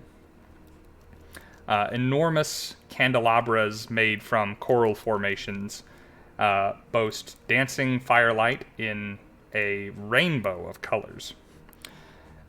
Spread upon these banquet tables are several place settings, all with gold trim and bits of silver. You see a corner of the room is just piled with treasure chests. And I don't mean chests, I mean treasure chests. Like sunken treasure pirate booty chests is just an entire corner of this room. Overflowing what would be probably a gift table if you could see any table for all the loot. You see some more of these fish people up on ladders and hanging bits of banners and garlands, and there is one, like, painstakingly wearing a tall chef hat, painstakingly, while drooling out the side of his mouth, decorating an immense cake with seashells and frosting. And you see all of these things. There's this clearly and literally oversized do going on. But none of those things is the first thing that you see. The first thing that you see is essentially a half-dressed man, 12 foot tall, muscles on top of his muscles, flowing dark blue hair, floating about 15 feet off the ground above the banquet tables, surveying all of the work, calling out to different of these sea creatures by name, and directing the entire affair, fastidiously in control of all of what's going on here. And let's go ahead and take Bosun off the screen. And this is that Brad Pitt looking motherfucker.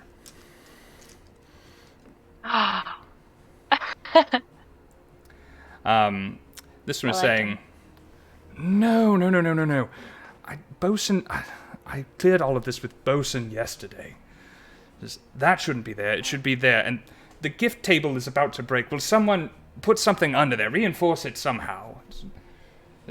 It's going to be her special day. Everything needs to be perfect. Oh, don't worry. I got it. I got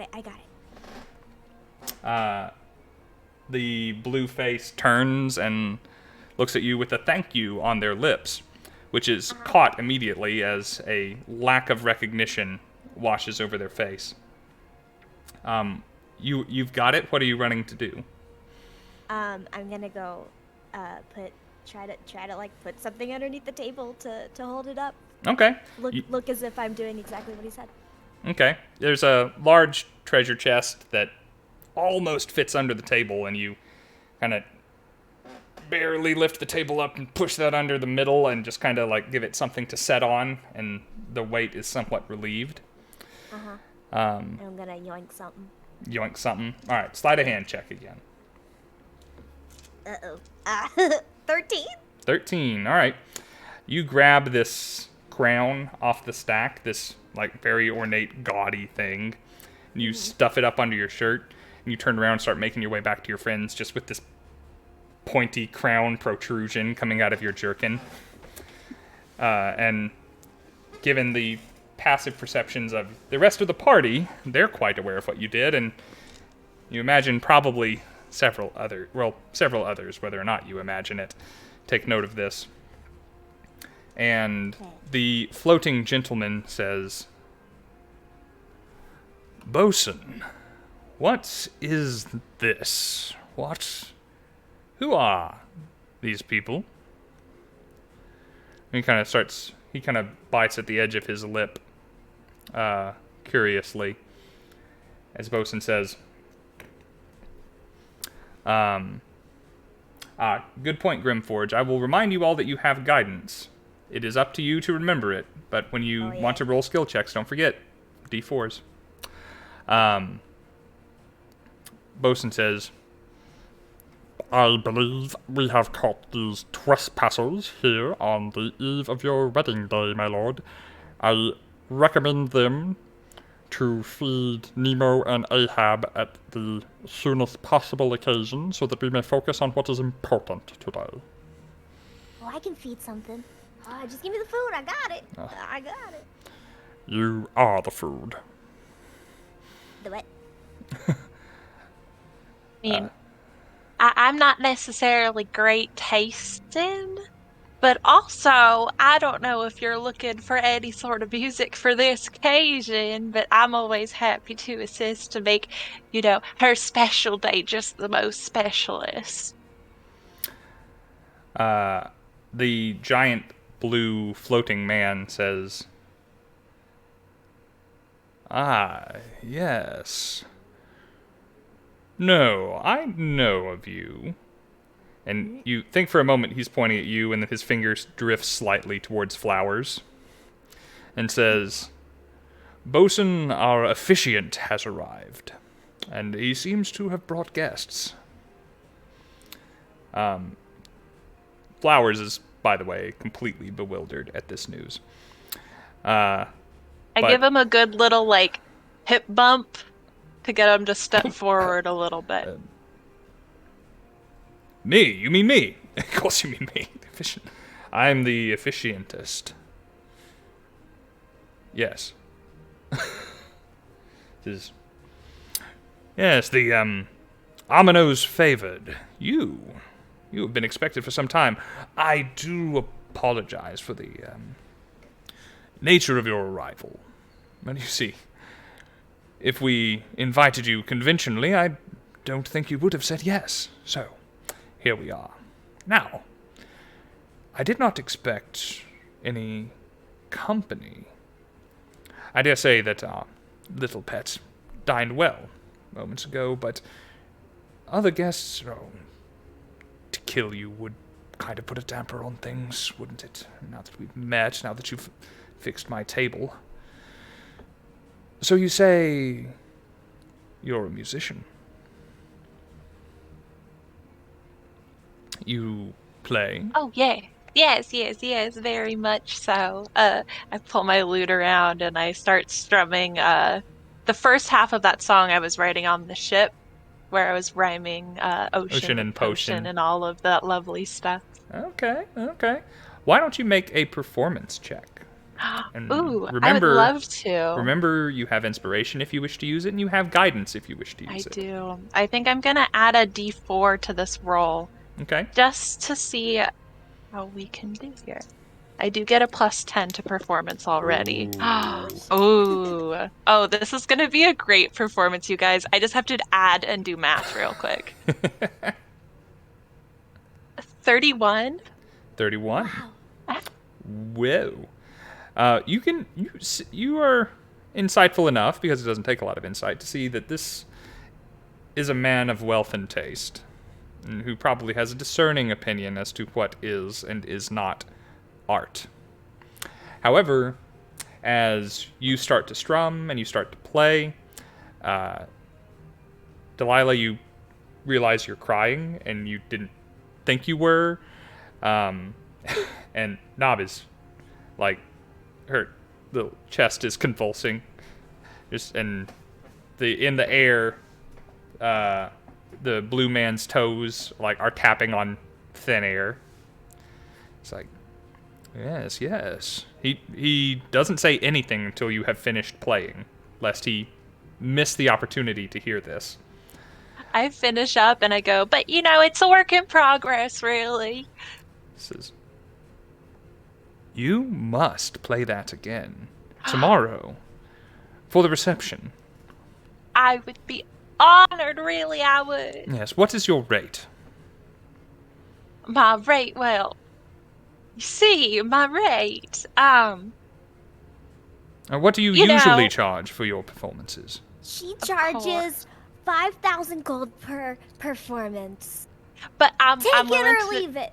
I'm willing to offer a friends and family discount if you're so inclined. For music of that caliber, this is a once-in-a-lifetime occasion. Done. I insist that you offer me no discounts. Not today. Okay, yeah, you've convinced me. That's fine. And secretly, internally, she's hyped because this is her first paid gig. Yes, setting the bar very high. This is, well, that is fantastic. You know, I recently, suffocated our last performer by banishing them above. So this really is quite timely. Well, I'm happy to be of service, really. Then the other two of you, I suppose I could make room for you in the dungeons. However, you don't seem to have gills, and the dungeon is underwater, so... Oh, yeah. I've been fairly quiet because I can't turn on my sound. I think when we go to break, I'm gonna have to like disconnect and reconnect. But all of you also keep cutting in and out. We're soon to that. Probably throughout this whole thing, Delilah We're soon to that. Probably throughout this whole thing, though, Delilah would just be asking, like, "Do you have somebody who's making your wedding cake?" Well, and he looks over at the fellow who is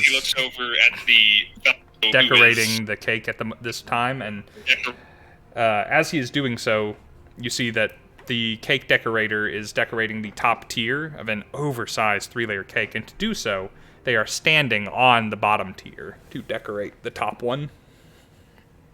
This is... Soon I will not. Are you proficient in the area? Are you proficient in the area? Heard I will not, and then are you proficient? So, I don't know exactly what everything was said, but yeah, I own 2 bakeries, and I was on my way to talk about maybe opening up a 3rd. Just to tell you, it's not very sanitary to put your feet on the food like that over there. I suspected as much. Do you have anything you have baked, or is it a sample of anything?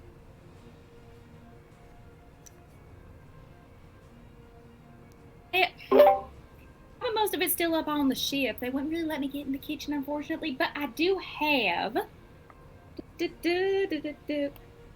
maybe like a little bit wet because we crashed and all that kind of stuff. But here's this. Sorry about that. It was like a nice little scone, like one of the cranberry, like one of the nice little cranberry orange scones and stuff like that. Like these are the kind of things she keeps on herself at all times. Like so that whenever she has access to a kitchen, she makes them and keeps them and is like handing them out always to people that she's traveling with.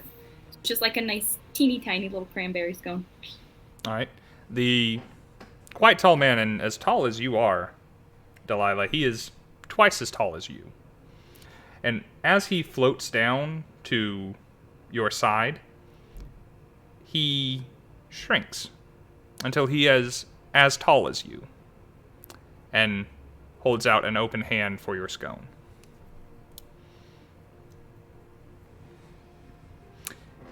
Takes it, gives it a nibble. Why don't we have you roll a d20, and you may add your... It's a proficient check, so add +3 and add whatever your wisdom modifier is. I like that for cooking. And you can inspire yourself or your guidance as well. Or both. Cut in and out. So it's roll plus my wisdom modifier. Roll wisdom, proficiency, and inspiration or guidance, or both.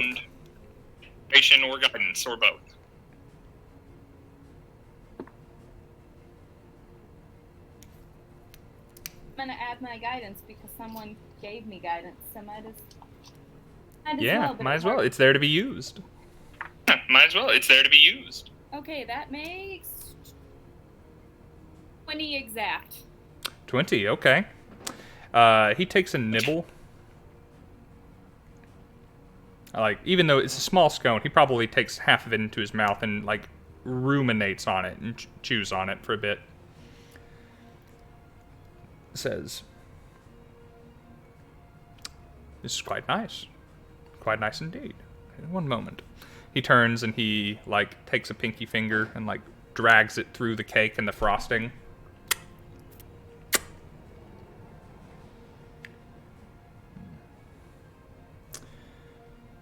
And says, "Bosun, have our chef escorted from the premises. We have a new chef for tomorrow's event.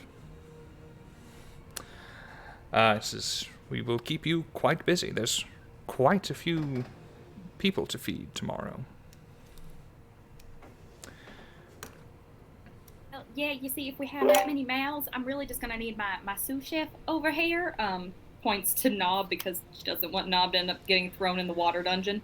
You know, you see those big hands of hers? They're great for helping in the kitchen. Brilliant. Says, I imagine that there are quite some talents, and perhaps working in the kitchens is where you acquired such sticky fingers.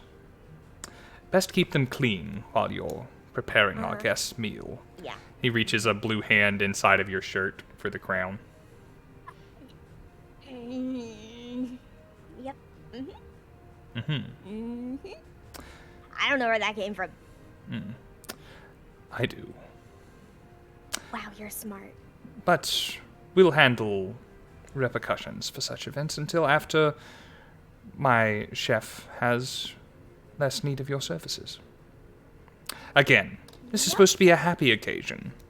Let's not stain it with blood. Yeah. This is, Good idea. well, this is, if you have anything that you need on your vessel, perhaps, some of, let's see, you, also you, up to the ship, best you can, and provide,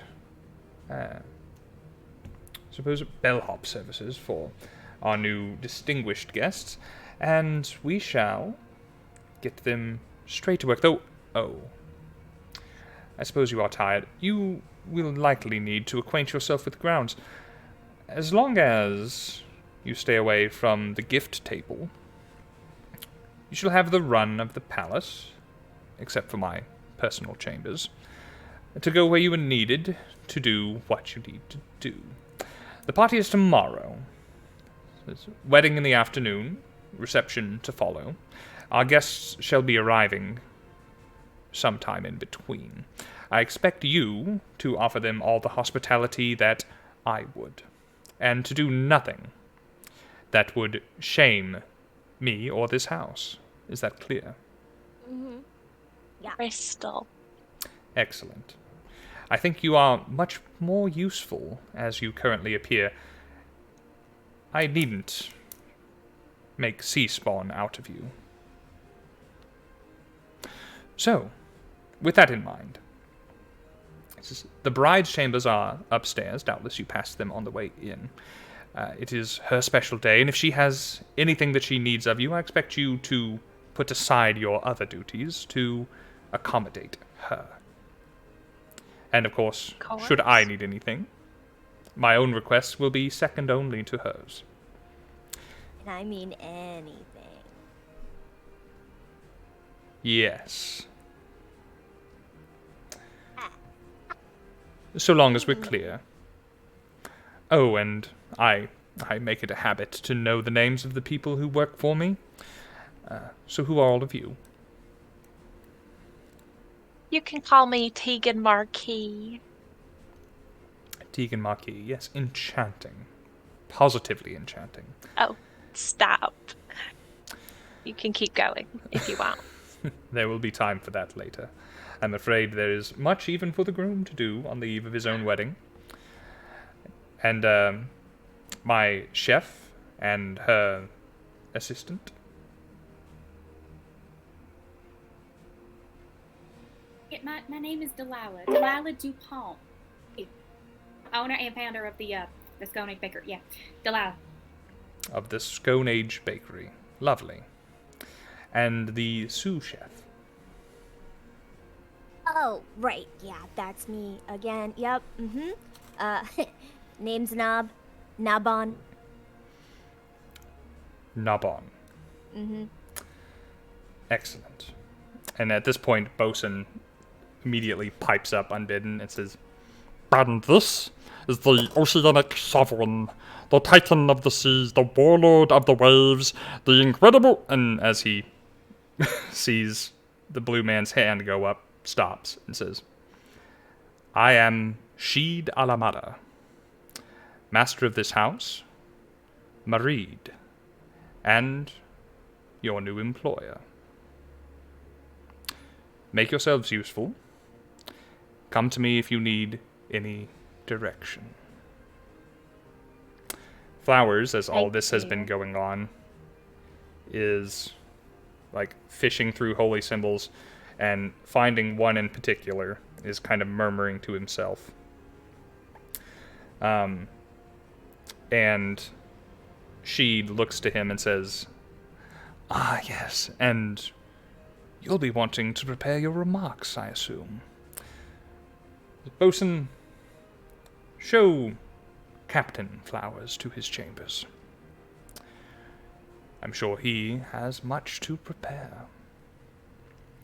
And Bosun grabs Flowers, who looks as though he would like to protest, but as Sheed is growing once again to his 12-foot stature, thinks better of it, and allows himself to be escorted away from all of you.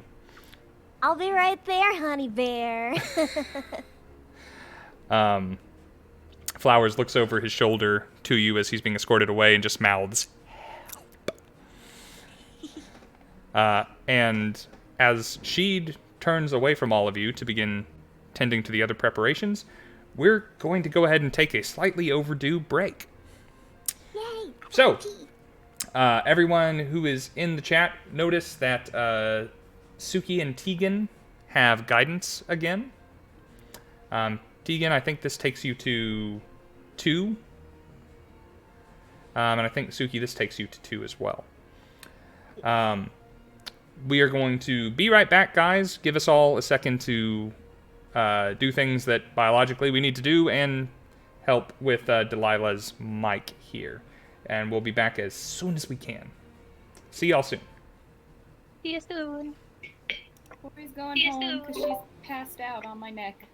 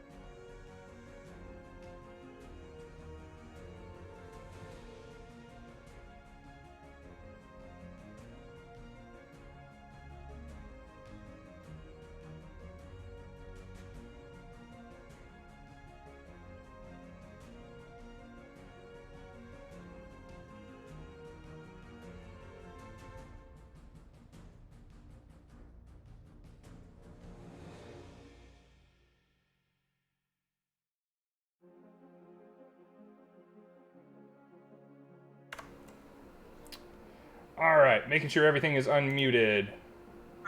Everything is unmuted. Hey, welcome back, everybody. Thank you for your patience. We had some stuff we needed to get out of the way, and conversations we didn't want you guys to hear. A little bit of housekeeping stuff I forgot to mention because, hey, first time doing this live, I need to, get used to some aspects of this. First of all, thank you guys for using your inspirations to give our wonderful cast of players great little bonuses to carry forward into the adventure. Failure does build drama, but succeeding is way more fun, and you guys are helping make this game enjoyable, I promise you. I'm honestly missing being in the chat. I really love being in the chat on the recorded episode, so I can talk about all this stuff with you guys. So, if anyone has to go, or can't finish the adventure with us, or is only recently joining us and missed how the adventure began, the video will, of course, be up on Twitch for the next 2 weeks. We are a Twitch affiliate, so that's how long Twitch wants to keep our videos around. But next week on Friday, this coming Friday, I'm going to try to have this episode over on our YouTube channel so that you can play a little catch-up and so that you will be ready when Monday comes and we play this adventure again. Let me quickly dip over into the chat and post that link. There we go. So delighted that everyone is joining us for the Twitch streams. If you want to play catch-up or see some other D&D games that we have run recently, some of which also have been featuring Tyler lately, go to the YouTube channel, check them out, because when we are done with Wedding Crashers, we're going right back to the Rhymehold Ritual and that adventure, and you probably have some catching up to do. Let's see. We also, I forgot to mention this, on our social media, we like posting bits from these adventures to just kind of remind you of something fun that happened, something memorable, or to pique the interest of people who need to come and watch this and haven't yet. So, I love Twitch clips. It's the little, cinema clacker thing down in the bottom right-hand corner of your screen right now. If you want to take clips of this stream and the crazy antics that my players do, your clip may be featured on our social media in the coming week. And we will give you full credit for which one. My players and I will kind of vote on our favorite, and then your clip might get the official okay and go up on our social media channel. So I hope you take advantage of that. Just a fun little contest for some recognition for who's paying the best attention and has our sense of humor. Whatever you do, please don't clip this. No. Don't. Is it just from this game, Rob, or any of the other ones too? Going forward, it will be into any of our live games. So people know. Yes, so I need to get into the habit of saying that, and if I start forgetting things, you who play with me in the future, remind my ass, because my ass forgets things. I feel like there was one more thing, but I can't remember it right now, and when I do think of it, I'll just say it again. Let's see. Yes, thank you, Ravenheart. I do remember that I have an inspiration coming. Man, I can't wait to go through the chat later. That'll be fun. All right, we're going to get Sheed off the screen here. Not But he's so handsome. I'm so handsome. All right, so picking up pretty much where we left off. Uh-oh. Oh, we lost a Maddie. We lost Maddie, and it breaks some of our screens. I hope she returns quickly so I don't have to edit the overlay. Maddie! Send her a mess. Well, if her internet popped up, then she can't get my message. But yay, Maddie! Okay. There she is, and she's where we left her. Hello! I don't know what happened. My whole laptop just got angry. Suki looks like she's snooping. There we go. There we go! All right. You guys got to see me from two different angles there, and one of them on a much shittier camera. We don't talk about that camera. Okay, brilliant. Welcome back. You guys are whisked away virtually immediately by small waves of these sea spawn creatures, or by Bosun himself, to the kitchen, or to that little foyer area with... actually, he doesn't take you to the foyer. He takes you through the banquet hall, Tegan, to a little small side door with a short hallway, and there's this little nook with... I don't know what you call those, but those little, like, window seats, those padded, little luxurious nooks with an open, painless window looking out into the sea, and the spray is coming up as the waves kind of crash against the rocks, hoping that it will provide you with some inspiration. Tegan is, like, blown away by this at first, and then she composes herself and goes, "Yeah, this'll do. This'll do." I was hoping it would be to your liking. Yes. Yeah. It's fine. It's fine. I will be going to prepare your fee for when service is rendered. Thank you for your hospitality.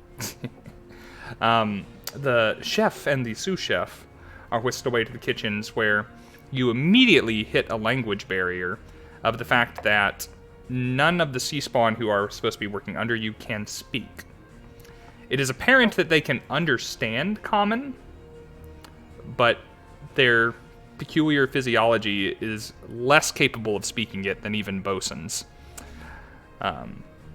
So they do seem to take direction well, and provided with appropriate guidance, can do their best to bake as you please, Delilah.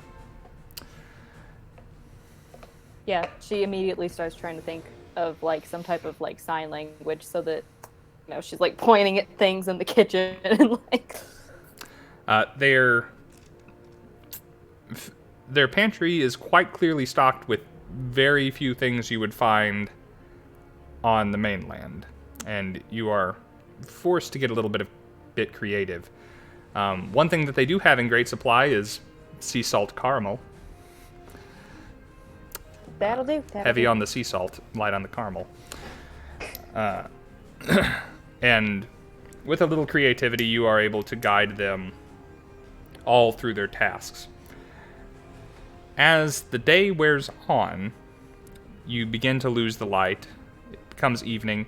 The sunset, which you all previously enjoyed, except perhaps Nob, who was below decks, yesterday at sea, that oceanic sunset, that great vista, is kind of wasted on you when you're below the waves, and you can just kind of crane your neck out a window and see the purple, reds, yellows, and pinks of the clouds, which quickly give way to starlight.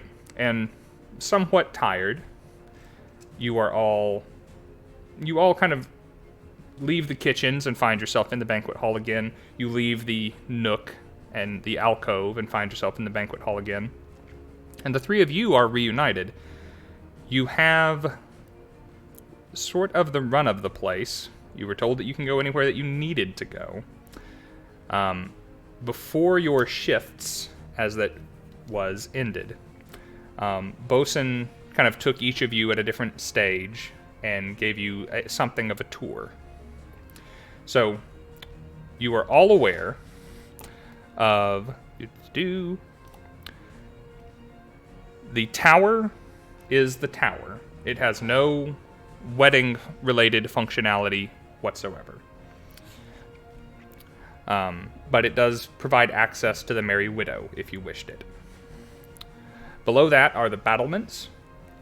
They also have no particular wedding functionality, but it is there that instruments of war and larger siege weapons and things are kept and stored. The Bridal Suite is also near the battlements, along with, it seems like, where the servants stay. There's less so of, like, servants' quarters and more of a bunch of, like, piles of hay and blankets and whatnot kind of put into a corner with a little curtain drawn over it so that no one who doesn't want to have to see that has to see that. Other than that, there is a kind of a washroom up there and a little tide pool, because something of like a in-ground pool because half of the people here need to submerge themselves every so often before, they dry out. Then you descend to the floor that you all are on. Adjacent to the banquet hall is a guest suite where a visiting dignitary will stay. You have heard that person referred to as the High Priest. Why the High Priest is not the officiant, we're not exactly sure, but be that as it may. There's also kind of a private drawing room on this floor, as well as the pantry for the kitchens, even though the kitchens are technically a floor below. Also on the floor below is Sheed's residence, as well as, you believe, a place for his personal guard. And below that, the dungeon, which is purportedly, though you haven't been there, the only part of the space that is still submerged. Of all of that, you are welcome to have the run of the place. You have all noticed, well, let's see what you have noticed. Why doesn't everybody give me a perception check to show their awareness across the day? Oh my god, my 19. perception is so good. Oh my god. That is... That's 26. Fuck. I got a nat 1. Nice. And then I heard a 19. But don't you have, don't we all have it? Oh, no, I'm the only one with inspiration, aren't I? No inspiration. No, I got an was given. inspiration. Yep. Was it? Mhm. Okay. Well, I'll let you decide. I feel like I gotta keep the nat 1, though. All right. So, I will say this. You notice there's a door to and from your alcove, Tegan. Mm-hmm. You've just been in the zone. You've been trying to compose original things. Like, oh, wouldn't it be so tacky to play someone else's music at a wedding? Yeah. Like, at that point, I'd just be a DJ. I am no DJ. Exactly. But you hear the door close at some point, and you realize, oh, someone was in here with me. Go right back to the composing. If somebody steals this song before I even get to play it, ugh, I don't even know what I'll do. Lord of mercy. Down in the kitchens, with a 19 knob, you notice that several figures come and go throughout the day. None of them intentionally interact with you unless you interfere otherwise. One person that seems to go back and forth with some degree of regularity. I'm going to pop them up on the Twitch screen. Is this monstrous blue fellow. Slithering around on a long fin like an eel. This figure comes down, sees kind of what some of the sea spawn servants are working on. Like, this one's got these 12, like, cake layers that they're working on, hoping one of them will be good enough to meet Chef Dupont's inspection. Just takes one in his big, meaty hand, kind of looks it over, just takes it out of the room. That figure comes and goes. You also hear this figure one time, as they're going back and forth, having a somewhat hushed conversation with Bosun, who has also been coming and going all day, about when the High Priest will arrive, and Bosun is just begging, pleading, that there won't be any problems this time. And this immense figure just snarling down at this little goldfish-faced man, but nodding with a set jaw, and then we'll slide up, and Bosun will come in and comment on your work, and then leave. Delilah, all of this is not lost on you either. However, you notice something that it is somewhat surprising. Only as this figure comes and goes, Sometimes they're bringing something down, sometimes they're taking something away. And only on one of the visits, when you had Nob doing something special, this is the first figure that you have seen armed since you've been here. And boy, are they armed. Even though it kind of looks small compared to the enormity of this frame, this guy, like, slithers around 8 foot tall. But, you know, who knows if they can stand up taller on that tail. They're carrying with them this silver trident. And it has these... It's just covered in oceanic iconography with spiraling shells and sea creatures up and down the haft. It is one of the shiniest, expensivest, and somehow most dangerous looking things you can remember seeing. And something about it, just now that you're aware of it, just draws the eye, and you can't help but look at this thing.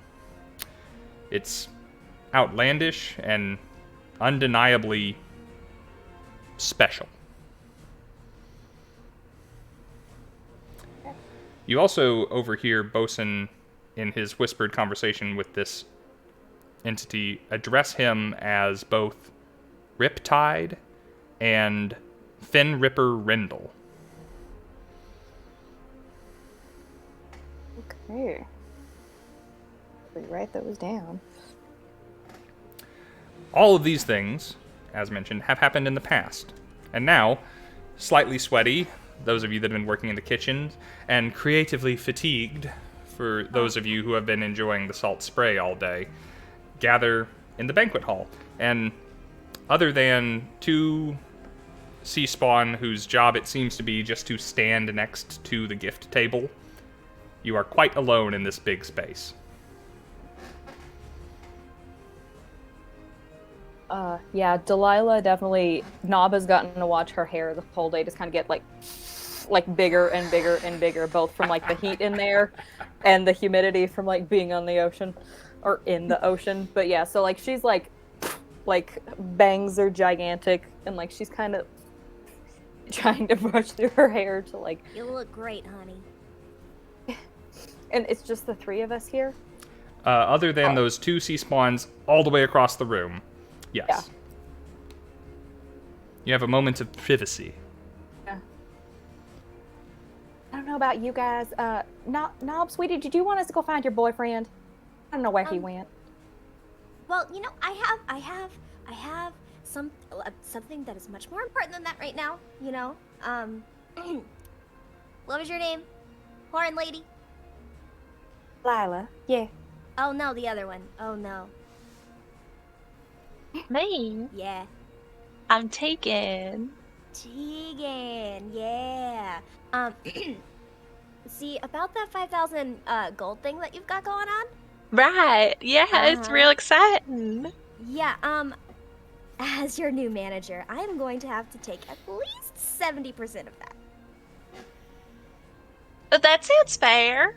Yeah, because I got you the gig. So, Yeah. And you wouldn't have gotten it without me. Right, yeah. The mom senses are tingling. You know, I'm not sure 70% sounds quite right, because, I mean, wouldn't it be the other way around where, like, the performer gets the 70% because, like, she's doing the work? Well, Yeah, 70 out of how much? Like, Out of 70 out of... 5,000. See, like, that seems fair, Delilah. Uh-huh. I thought you said 70%, which would be 70% of 5,000. 70% of 5,000. I see nothing wrong with that.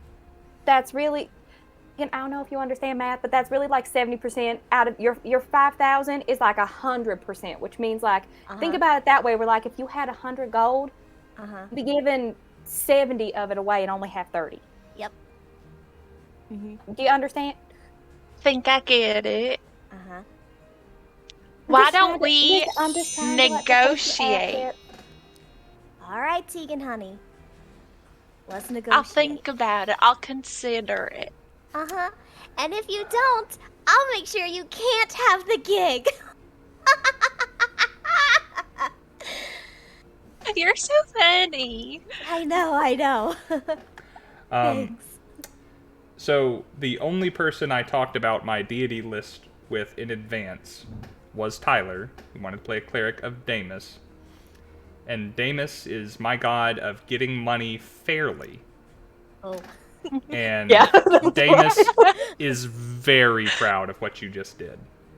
And I'm trying to think of an appropriate reward for this. And I will get back to you. Something good will happen because you just made a little man, I think you called him, very happy.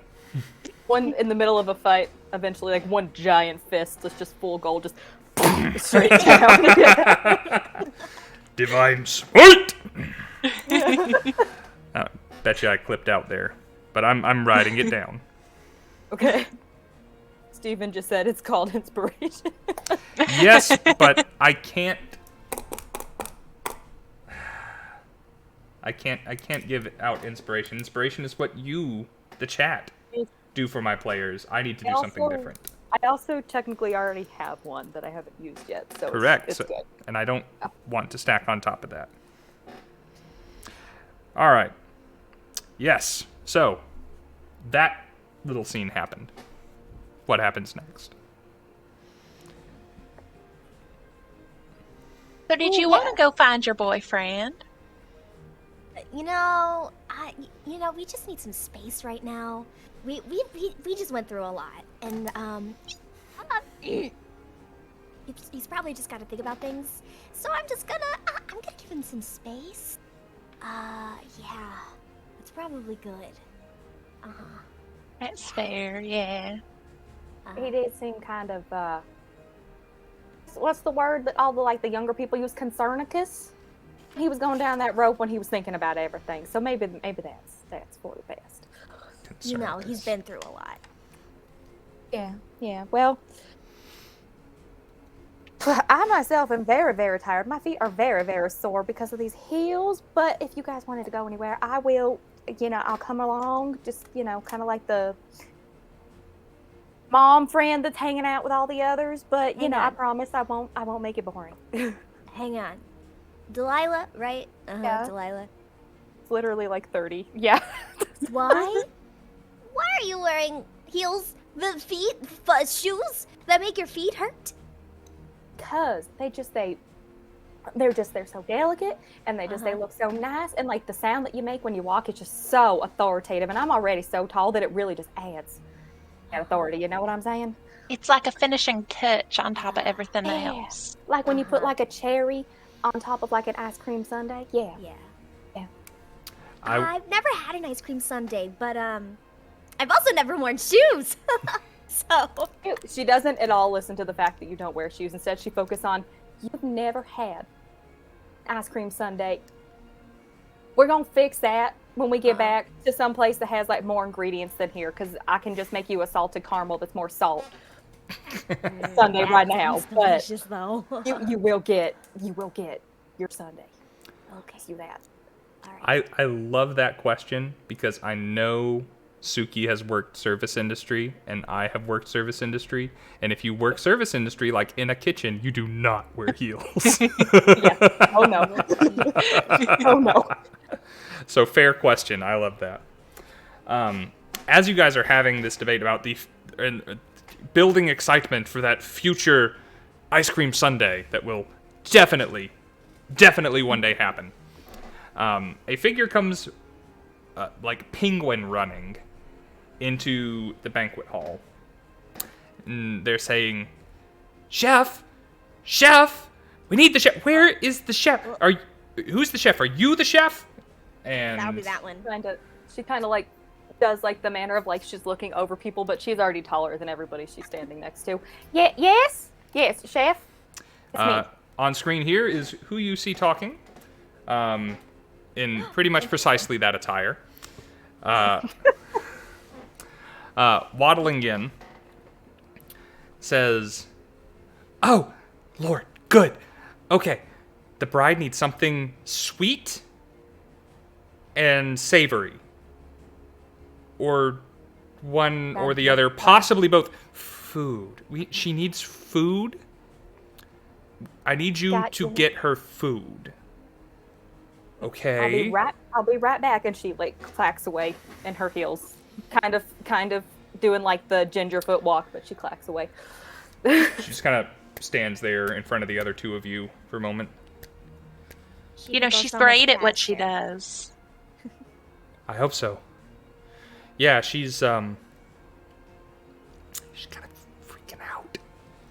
No, like jitters for the big day. Oh. Yeah. So I tried to tell her, like, I've seen all the signs. Like, this is what you're supposed to be doing. Like, it's entirely my job to tell you what you're supposed to be doing, and this is it. And you should be doing this, and you shouldn't be nervous because it is obviously the will of Sekala. And just, you know, princesses. Of course. I know it, don't I? Know it. Mm-hmm. You dealt with a lot of princesses? Absolutely, I have so many. I can't even name them all at this point. I've seen so many princesses before. Deception check. Alright, here we go. That is going to be a 13. A 13. Anything you want to add to it? Yeah, we'll use my other guidance. Let's add a 4 to that. Ooh, okay, so 17. Says, oh. Okay, oh good. Hey, you come too. Well, because, like, I mean, I've dealt with her, like, but she's really not herself right now. And, you know, like, I could use some backup. Okay? You know, everyone gets nervous with weddings. I'm happy to come along and see what I can do. Yeah, thank you. Really appreciate it. It's hard to be a bridal party of one, and... Of course. All the pressure's on you, maid of honor, all of that stuff. And she takes this damp rag out of, like, her loincloth, and instead of, like, wiping sweat, she's, like, dabbing moisture onto her face. And... Tegan, Delilah, you can be coming back whenever you want with whatever you want. Yeah. You hear her coming before you see her because you hear like the like coming down the hall. Yeah. And she comes back around with like got like plate in each hand and like one kind of like doing like the balanced server thing here and coming around. She's like, got the salted caramel. I kind of spruced it up a little bit, and like she somehow today with the limited ingredients managed to make like a whole loaf of bread, and it's like I also have this. I couldn't really find some good butter for it, but you know that's okay. And then I also got that like she's going off showing all the various foods that she's brought. She's brought enough food for probably like 3 people. But it's like good. Okay, with me, follow me quickly, and you two, and Who are you? What are you? Oh, hey, are you? Sous chef. Are you like the green? Are you like a land Sahagin? You know, I've been called that so many times, but it's a little offensive. I've heard. I've heard of like land Sahagin. Like, what do I call you? What are you? Knob. Thank you for asking. I haven't met a knob before. Oh, well, there's a first time for everything. Tell you what. You're cute. You're funny. A little bit weird. Maybe you'll share it. You come too. Come on, quick, all of you. All 3. Come on. Come. Oh, sorry. By the way, I'm Coral. Hi, I'm the Coral. I'm the maid of honor. I'm the princess's like advisor. You know, I'm the tide caller, and it's what I do. I'm the You're clearly very good at it. Yeah, thank you. You know what? I haven't heard that from anyone that I would like to hear it from in a while, and I guess I still haven't. But it means a lot coming from you. Okay, so come on, come. And she starts penguin running back up towards the stairs you initially came down, offering no help at all to Delilah, who is Okay, I laden. got it. I got it. I'm Yep. used to this. It's fine. On stairs in You want heels, me 3 carry plates. one? I can You take want- if you want something. to, it's fine. You Yeah, don't have to. yeah, yeah. I'm more than happy to help, really. Take the salty caramel, okay? All right. As you ascend, you hear. Well, first of all, the hallways that were lit by daylight are now lit by the occasional torch and going up the spiraling staircase. And you can hear Carol like mumbling to herself as she dabs at her face again about how don't know why that we had to, part the waters and bring the space out. Has to do something like she really needed this officiant for some reason. He's a air breather and breaks all the traditions. And makes her way towards that very white, well-appointed, well-furnished room that you passed on the way in here that everyone was coming in and out of. And just barges straight in, no dainty knock, no, may I come in, just a and expects all of you to be behind her. All right. As you enter, you see before Coral barges in, she stops before barging in and turns to you and says, "Now, I need to prepare you a little bit, okay? Mm-hmm. The princess is A total bitch. a little homely, Yep. and the only reason that she's getting any man is because of her station. And I know, like, when you look like I do, everyone else is kind of a step below, but just so you understand, like, try not to visibly react, okay? It could really damage her feelings, and she's kind of an emotional wreck right now." No promise. Okay, well, maybe just try and hide it behind her big dress and all those metal things. Just cough it into the ruffles. It'll be great. Yeah. When Okay. I'm in the ruffles, do I find anything that I can yoink? If you want to like rip a whole side plate off, go ahead. Only if you have cool little trinkets. Not necessarily hanging in the skirt or under the skirt. No, that's more of a décolletage kind of thing for a lady. All right, so then Coral barges in, and kind of draped across this beautiful bed, like a spotless room, very well lit, almost painfully bright with how white the room is, white the furniture is, and how well lit it is. You see me get Coral off the screen here. You see Pull that up. her. Is a slender woman, much closer in appearance to Tegan than anyone that you have seen. Any of you who have seen a sea elf before will recognize some of the features, the long hair, that kind of permanently damp hair, but flowing. She's just stunningly, incredibly gorgeous, except perhaps by Sahagin standards. But this woman is just almost as though she has fainted across her bed and just kind of lazily kicking legs now and again. And she says, without even really looking to the door, "Is that you, Coral? Did you bring me something to eat? I'm feeling faint." And Coral says, Yes. I brought the chef, and the chef brought food, and I brought someone to cheer you up, and I brought someone to play you music, and I just got everything. Can you just calm down? Be cool. It's all gonna be okay. You're doing the right thing, honey. The right thing. So, I don't know. I mean,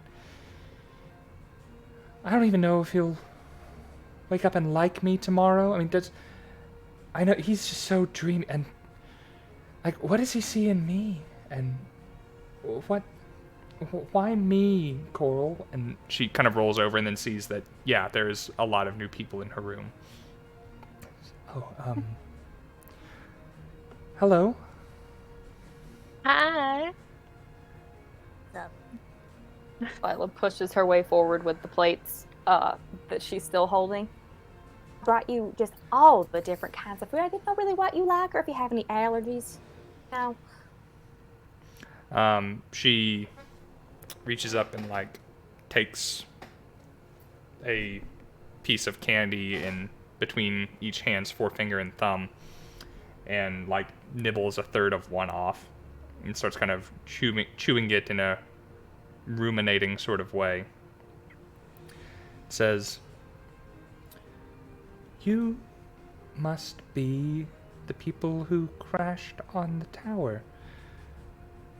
Wow, I haven't met people like you before. That's, I don't think any of us have met someone like you either, so it's quite an exciting moment here, really." She, dips her head gracefully and says, "Well, it is, it's not every day that our worlds cross, I suppose. I'd wager Rendell has seen people like you before, but he gets out a lot more than I do. A lot more. He's told me stories, but even the stories he's told me, he didn't tell me they dressed like you, or look like you, or smell like you. And what big hands you have. Why are your hands so big?" Oh, you probably don't want to know. Oh. Coral, like, leans over and says, "It's the night before her honeymoon. She might need to know." Well, in that case. See. I'll let it be a surprise for you tomorrow. Oh. Okay. Uh-huh. I think tomorrow's going to be full of surprises. Don't you know it? Says, "Tell me, have any of you been married before?" No, gross. Well, I mean, I've not already got yet. kids. Yeah, I mean, it's like I've already got kids. I mean, I got 8 younger siblings.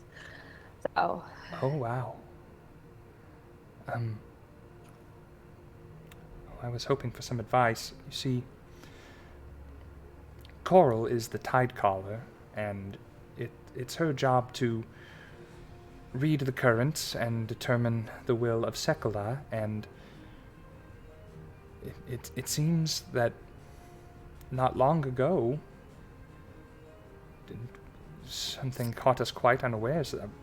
I was told that I needs to marry Sheed, and Sheed is wonderful. She's amazing.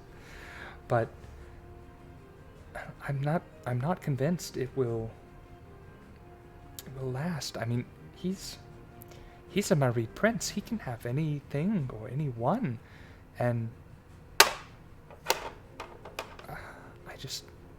I don't know. I mean, I want to go through it. That I do, but I don't want to go through with it if it's going to be something temporary. I don't think I could lose him. Do you know? You know what I mean? listen here, honey. He's just a guy, okay? If he leaves, just makes him a bad person. So you can learn to live without somebody. That doesn't mean he is going to leave, though. Why not just give him the benefit of the doubt, you know? Yeah. I mean, and with a look big at you. with a big wedding like all this stuff out here, it really seems like he wants to have the perfect day with you tomorrow. I mean, you should have seen him talking to us about how perfect it had to be. Really? I Yeah. haven't seen He told him us yours today. and- You know, it's bad luck for the groom and bride to. Actually, we've hardly seen each other before. I met him once. mean, that was... Wait, are we What? talking about that blue What? guy? He is blue. Huh. So why are you... Wait, hang on. Why are you even marrying this bozo? You don't even know him. Well, because... Well, I mean, well, first of all, wouldn't you? And second of all, because... No, I'm taken, sweetie. Okay. Well, second of all, because Coral said that God said I should. And to this, Coral nods so that her jowls wiggle and says, "Yeah, I mean that's correct. Yeah, I mean obviously. I mean, all I do all day, every day when I'm not, doing what you want me to, is read the currents and divine the will of Sekala, and he's never let us down before, and the currents are like screaming that you should marry this guy. So yeah, I mean, like no ifs, ands, or buts. Like the will of Sekala is not always clear, but like it's like bold type capital letters. Like Want to marry insight this check guy. that? Want to Okay. insight check Coral. And did the current say that, like, these crazy people were gonna, like, crash into your castle right before your wedding day? Well, okay. It's true. The will of Sekala is made clear to us, and we're supposed to do what he wants us to do, and anything that shows up to, like, that doesn't really affect that, we're supposed to kind of find our own way and do, fight those, jump those hurdles when we come to them. You just swim right over them, How'd that insight check go? The roll was actually pretty good, but I was gonna say I'm gonna go ahead and use my inspiration because I will forget otherwise. There we go. So let's see. They can always buy you more. Might as well use it. That would be Like the God. Zoidberg thing. yeah. My God, I'm not used to having a character with this good of insight. That is 19. 19. I have a +7 to my insight. Atta girl. All right. You detect not an ounce of uncertainty or duplicity in Coral, sorry. Okay. Okay, well that puts the cleric holy tingling aside a little bit. How exactly do you read currents? Just asking, because my God, we do things a little differently, How do you do that? Well, no one has, and she kind of looks over at the princess and says, "No one has ever asked me about my work before.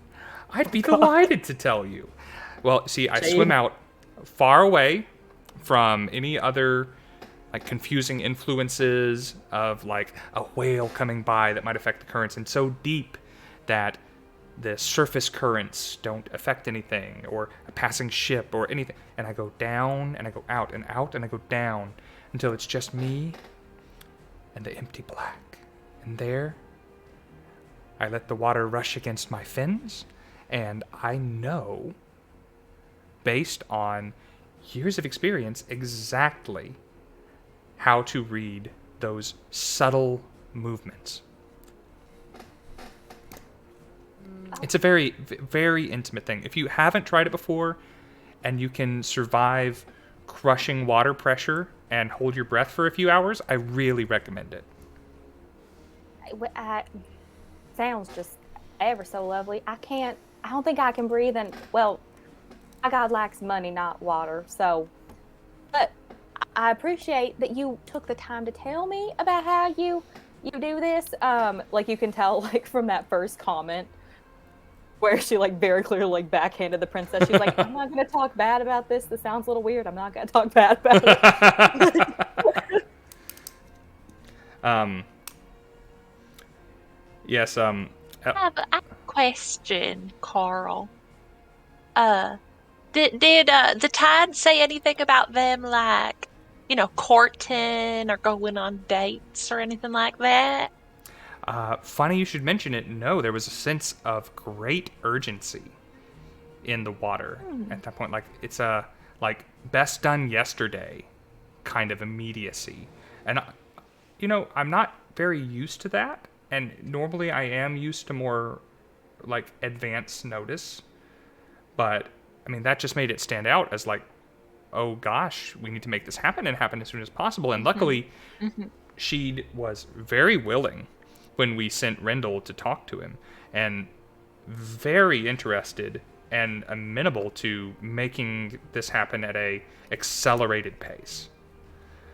Apparently, her reputation had preceded her, and apparently he's not a very superficial person, because he didn't let stop him. So good for him. Good for him. Very impressed. I mean, he seems like a great guy, really. Yeah. Like, very in control. Cleric, since the cleric tingles are back, like there's some like red flags popping off in Delilah's head that may or may not be right, but Princess, does your kingdom have something here that's kind of like, coveted or real, like just worth something, or like that somebody else might want? Does your kingdom have something really strong to offer to somebody else?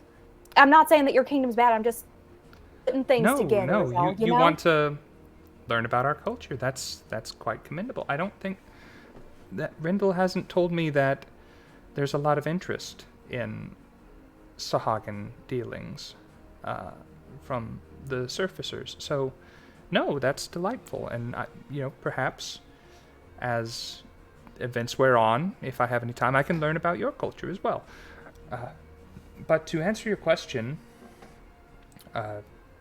we have, and she starts going on for, she gives you a good 4 minutes of different things, and Sahagin delicacies and their talent for raising and taming sharks.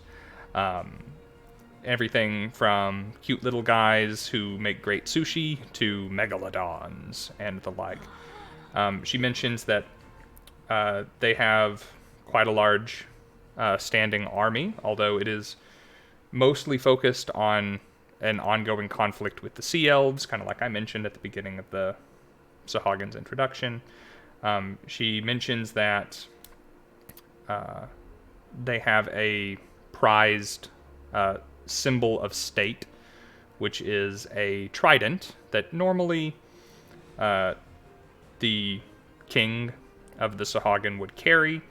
However, since there is no king at the moment and she is not a warrior, that it has been bequeathed to her Riptide, which is Fenripper Rendell. And Riptide is apparently something of a similar to a ranking of general. It's the leader of her forces.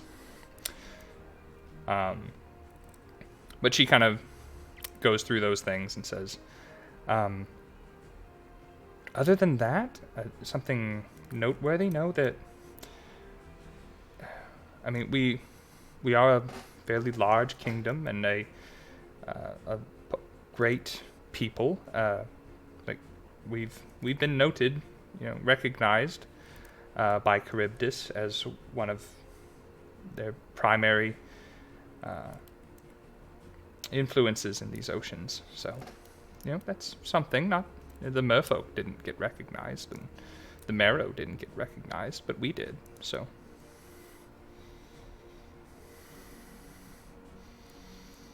I think I'm gonna have to check out those little sushi sharks at some point. Thank you so much, sweetie, for telling me all of that. You guys have any other questions? I think I'm good, so I'm just gonna be quiet over here, okay? Hey, Coral. Yeah? Uh-huh. So, when you went down to the ocean and you... And out. And down and out. And down and out. And, yep, all of the things that you said. Yep. All of that. When you did it. Are you sure you weren't just, like, feeling really gassy or something? Because, like, you know what? I'm gonna call bullshit. This is dumb. You see Delilah, like, looming over this Coral, like, from behind her, and it's just, like, like, giving such a look. Coral seems to take this a little bit in stride and says, you know what? I was very dubious myself. I mean, it seems like a very outlandish and unusual thing. Mm-hmm. So I didn't say anything about it. Mm-hmm. And I went out the next day, and I got the same messages loud and clear. And same thing on the third day. And by the third day, I said, you know what? I need to stop second guessing myself. I am good at what I do. I'm a strong, empowered Sahagin, and I am capable of reading those tides properly. And so I took it to Elmira, and Elmira was interested, and so we told Rendell, and Rendell told Sheed, and Sheed said yes. So, So, hey, Miss, Princess Lady. Me? Yeah, you. You don't sound very excited to marry this dude. Oh, I'm very excited to marry him. I'm just a little nervous to Well, you shouldn't be. be married to him. No. Do you even like him? Do you like him? Do you love him? He seems amazing. Seems amazing is what she said. He seems amazing. She doesn't even know. I have a really good idea. Uh-huh. All right, listen, princess. All right. It's going to be real romantic. Because obviously you can't see him before the wedding day because that's bad luck, right? Mm-hmm. But what if we played like messenger and you could write him a letter and we could take it over to him and then he could write a letter back to you. And at least that way, you're both on the same page with everything and you get to know him a little bit better. So that way, you don't have to say he seems nice. You can just say he is. What a nice idea. I could write something. Yeah, and you know, I feel like you're very eloquent, so. Thank you. Yes, if you would give me a little time, I would write something. I would very much like you to deliver him something. Yes. Oh, that's perfect. You have if you don't have it, Delilah, you get inspiration from Dancer Hawk in the chat. Thank you. I used it, so I'll put it back on. There you go. Yeah, she turns and starts going through a little vanity and getting out things to write with. As she does, there is a knock at the door. Probably what you imagine was an attempt at a soft knock from a hand that is used to being forceful. And before I describe anything else that happens, I want to go ahead and get an insight check from everybody. Glass dice. Fancy glass Misty Mountain dice. You're doing great tonight. I don't have those yet. One day. 15, I I got a heard. dirty 20. Dirty 20. Way more fun than the clean kind. That is 16. 16, okay. Alright, so I'm going to describe the scene, and then I'm going to let you know what your insight has afforded you, okay? So, the door opens without any beckoning, but after the knock. And into the room comes that big ol' blue boy with the long eely tail. Fin Ripper Rendell. He's got that trident over his back. And he comes in and just says, I heard voices. Is everything all right? No. He's just looking straight over you, and is not heard. He's looking straight at Elmira. And Just having a little girls' chat is all. yeah, Carol says, yes, Rendell, everything's fine. You really shouldn't be in here at all. They should leave girls only. You know, just we're quite fine. And she starts to kind of gently close the door, and it just impacts Rendell's shoulder and moves not an inch. And he says, I was told to make you aware that the High Priest of Charybdis has arrived. They are making his place ready for him. Before you adjourn to slumber, He would like a word, and she would like you to receive him. Elmira just kind of waves a dismissive hand and says, "Yes, fine, I'll be down. I'm in the middle of something." And she wags her pen at him and says, I'll be down presently. Says, "The high priest can wait a minute more." Yep, that's right. You tell. Rendell, like, slowly starts to back out of the room, and as he does, his gaze kind of shifts, lingers on Elmira for as long as possible, and then shifts down to each of you, making quick eye contact before, like, lingering a little bit on Knot as that door, or Knob as the door closes. I did not realize how close it was to not. Sorry. Sorry. You were good. Now, throughout that interaction, I'm going to do this in order, and as I tell you something, if I've told it to somebody else, and you rolled higher than them, you know it and more. So,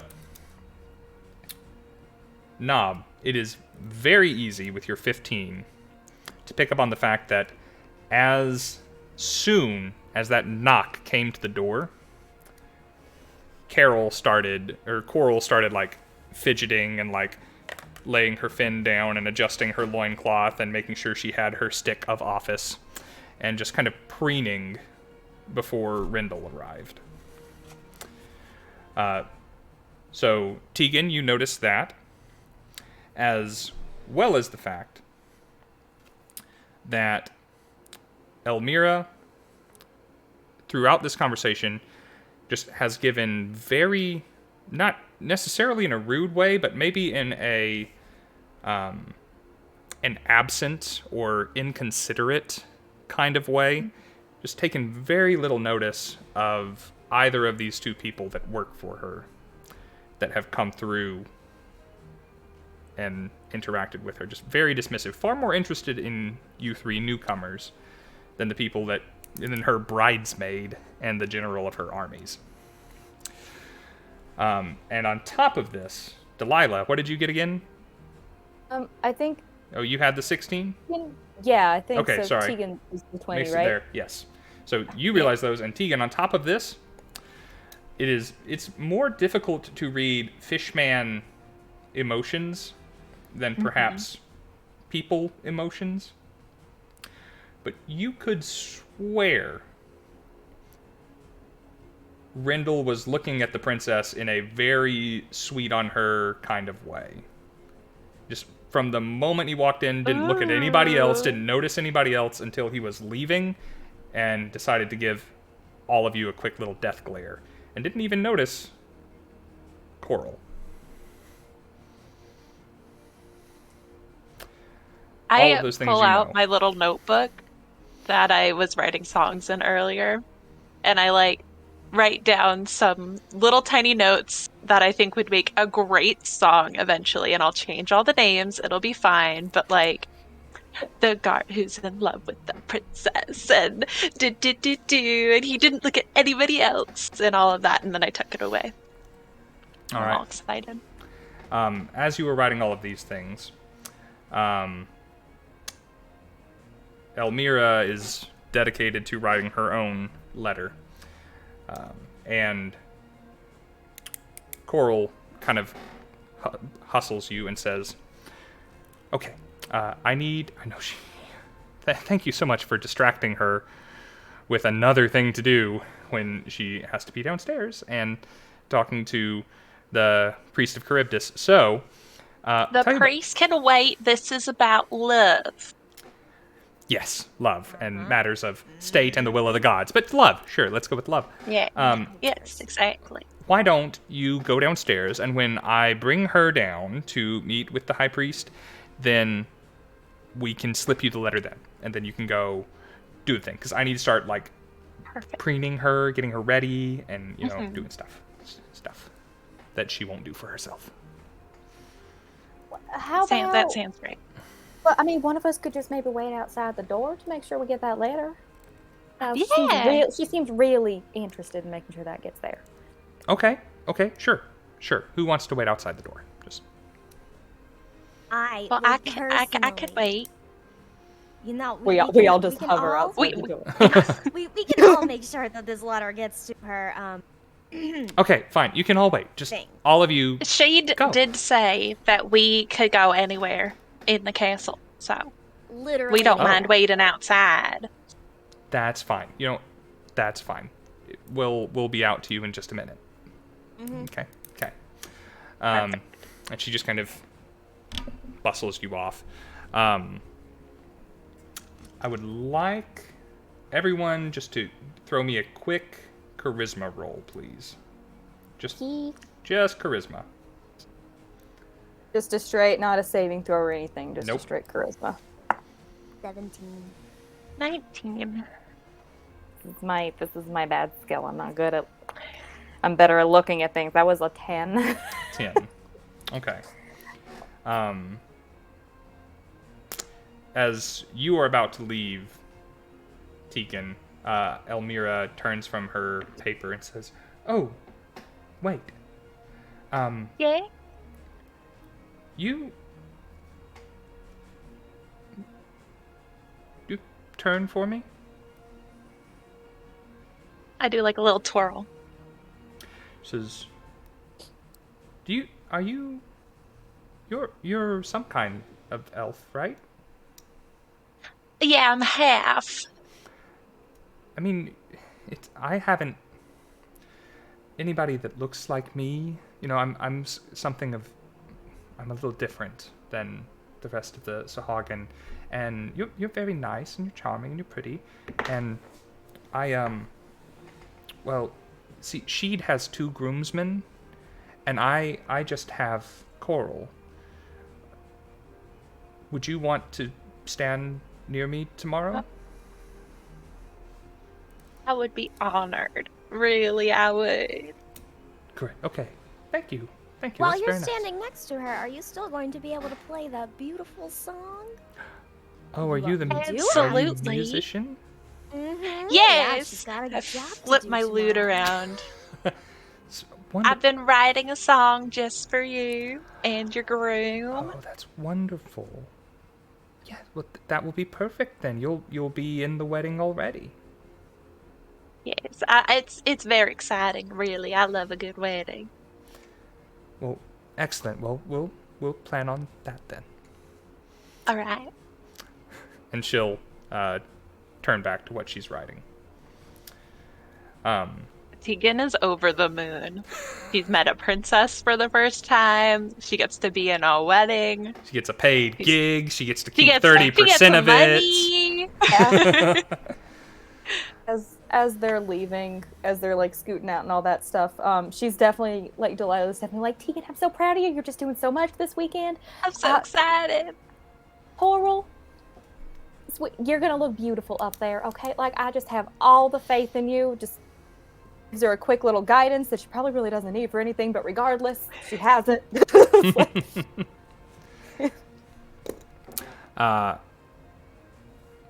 Rob will make note of that. Yeah. All right, so you guys all head out into the hall of this upper floor. You can see some of the sea spawn that have been working around the castle today are heading behind that curtain to their little cots to turn in for the evening. And as you do, you catch sight of 2 figures walking from somewhere above downstairs. And you're only catching them from the back, but one of them is quite clearly Captain Phineas Flowers. The other is a man with a shaved head and tattoos on the back of it. A mostly bare chest, kind of like a large, like drapey Matt Mercer vest coming off of the shoulders with these strange curving patterns on it. And this figure is walking down with kind of that forceful bro arm around the shoulder of Phineas, just kind of leading them away. And you notice It the looks like you've got the competition now. the path that they are walking on is just slowly, like, as this other figure passes, water is just coming off of their footfalls in little waves, as if everywhere they step, a little wave has just crashed.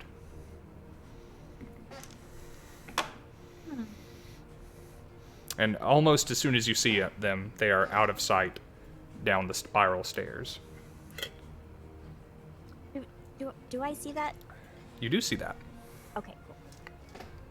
I'm going to make note of which way they went. All right. They're heading down to basically the rest of the castle from where you were. And it will be the stairwell that you will eventually take when you go to deliver your message.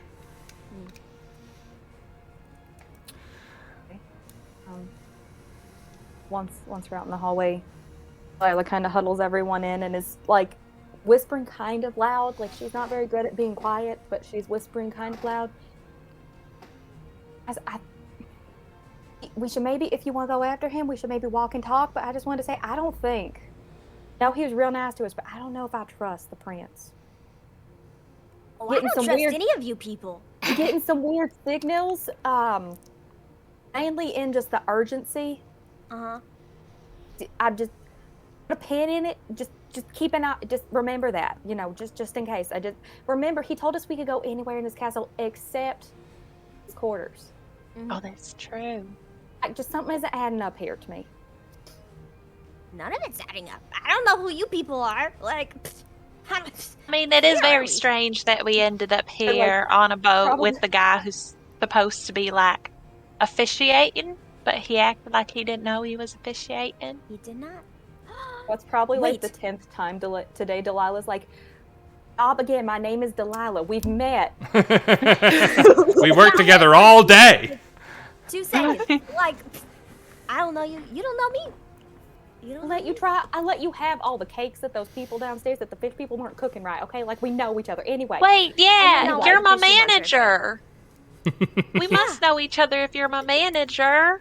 Yeah, and we know each other. It's a professional relationship. There is nothing else there. Don't even think. Okay. Anyway, we'll worry about this lack of friendship later. It just, again, when we go to deliver that message, just keep your eyes peeled, like we don't, I get a feeling, I very well could be wrong. I'm getting a feeling. My plan was to read all the notes that they were going to pass through me anyways. So maybe we can get something out of what his response is. Maybe add some stuff. Or add some stuff, like add some little cute touches to it. Yeah, like, I wish that you were not so ugly.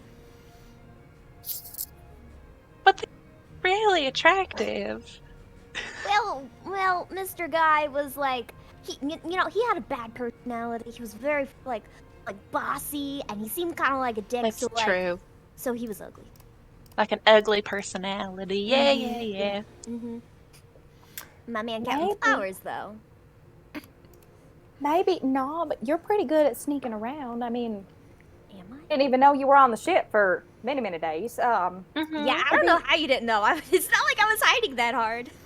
Maybe when we go to deliver this message, you can do a little reconnaissance of sorts. You think? A little Like sneaking steal the rings. If that's what your heart desires, go for it. I'm sure they got a lot of money. They could probably buy some more. But no, I meant more so like just look around. See if you find anything seems out of place. Okay. Something fishy. Good one. I'm proud of you. I did name my bakery the Scone Age, but I don't know how I feel about that one. Just to be honest. I'll work on it. It's another work in process. Yeah. All right. I'm really excited to see what happens next, but I really want to actually write that note. And I'm not going to do that with you guys sitting here or the chat waiting on it. so we're going to stop a little earlier in terms of plot than I wanted, but definitely a little bit later in time than I wanted. Thanks, everyone, for hanging out a little bit longer than we normally stream for, and for hanging in there. Thank you, my wonderful players, for staying this long with me. I never know how long to tell you guys to prepare for, but 3.5 hours is probably, on the upper end. Does anyone of my players have any calls that they need to make sure get made before we take a week and I write a note and plan some other stuff? I think I'm good. Okay. Make sure you tune in next week for the exciting conclusion. Yes. Yeah. Potentially something else exciting if I actually finish what I'm doing this week. Yes. Double yes. Co-signed. Next week, we are going to finish this adventure. I'm not sure if it will take an equivalent amount of time, maybe a little longer, maybe a little shorter. With these people, I never know exactly what's coming, so it's really hard to plan for that kind of stuff. However, there will be more twists, there will be more turns, there will be something unexpected, and as I understand it, some people have already contributed towards that community challenge to invite an extra guest to the party. So I am delighted to see if that gets filled by go time next week. I'll have to check that out. It's very hard to run D&D and pay attention to what's going on in the chat at the same time. What is the amount for the extra person? I think I put it at 4K. Okay, and how much have we done already? That's what I'm saying. I'm not sure. Let me... If I maximize that, it might go over... Oh, there we go. Nope, it's fine. Let's go. Figure out. Let's go. Figure out. Let's go. Do do do do do do do do.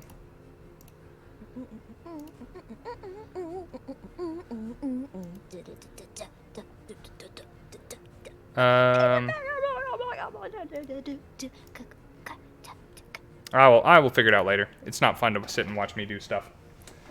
Although I did put a reminder up for it in the chat. Well, it says that 0 was raised. Oh, shoot. Well. I know some people were saving up for it, so maybe we'll get that filled up anyhow. So, if we get it filled up next time, what would that do? It would have another guest arrive. Like in the D&D, or like a whole ass real person? Not a whole ass real person. Oh, okay. I Like a wedding guest. I would get to... Yes, I would get to invite someone who was not previously. Whoa, dancer flexin'. I don't know Twitch. I'll figure out how to give because I think I have things I can give. Ah, man, we're almost there just from you guys. Fuck. Yeah. I want the secrets. This will be fun. I fully expect to come back tomorrow. You know what? I probably have channel points for this channel. I've been sitting on some channel points from watching last stream and this one, so... yeah. All right, well... We're already so close. Yeah, there it goes. Done. Yeah. I have... We did it! I have got to raise the numbers now that we have an active community, but I am delighted that I get to do this, because this was basically my fuck my scenario goal. It's like, let's just inject some chaos. So we're gonna some chaos. We're gonna fill up that chaos syringe, and we are going to squirt it all over our next episode. Inject it directly into my veins, Chaos Daddy. All right, quickly, some links. Everybody, while I'm throwing shit into the chat, will y'all quickly remind everyone who you are, where you can be found, and whatever else you might have to say. Maddie, you first. Okay. Maddie Moselle on most social medias. I think we have my Instagram tag down in the little thing underneath me right now. And from there you can find all my other fun stuff. Yeah, that's all. I'm real happy to be back. Well, we haven't done our other one yet, but you guys will see. But I'm happy to be playing with these cool dudes again. Yes, we will make that other session available somewhere at some point, because it's Yes. too good to miss out on, even though I did have sad technical things happen. But it's really fun, so I hope that we can see It's really fun. Suki next. Me! Hello! Suki! Sukina AI on YouTube, Twitter, Twitch. I stream on Twitch if you wanna like hang out and like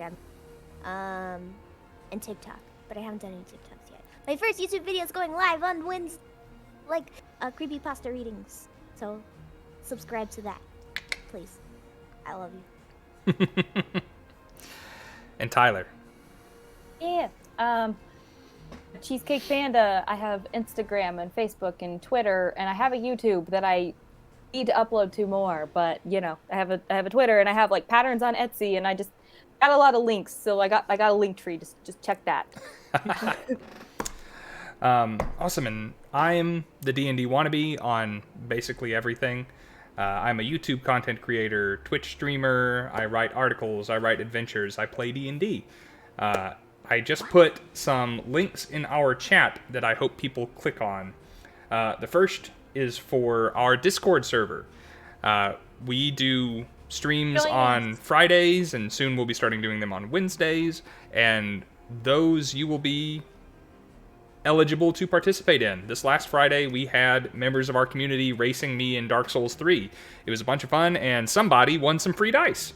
So, join the Discord so that you can know when we're doing stuff like that, and so that you can join in and potentially get free stuff. Oh shit! Right, you get free Misty Mountain Gaming dice. Also on my what is this? Twitter? No, Twitch. On my Twitch and my Twitch streams, I'm doing a giveaway for free Misty Mountain dice. Yes, you are. Yeah, come on. We'll potentially be doing that kind of stuff here as well, but we're working on that because I'm younger in the Twitch game than Suki is. Also, in the chat, a link to my Twitter. Every time that I'm doing something for the Twitch channel, something goes up here. So if you want to know about things in advance, go follow my Twitter, and I will tell you when stuff happens before it happens. And finally, the YouTube channel. This episode will be available on the YouTube channel that is linked there. Go over there, subscribe to it, play some catch-up on some other D&D streams that we've done, or watch some of the videos that I just keep making about how I think your game can be played better and how some rules should be interpreted and stuff. I have a lot of fun making them. There's lots of gags and memes and stuff thrown in, so I hope y'all will go over there and check that out. Yes, Ravenheart, we got the boss unlocked in like 5 seconds. It was stupid. Apparently I hadn't started the challenge yet or hadn't made it available or something, and as soon as I did, people were like, ah, shit, let's do it.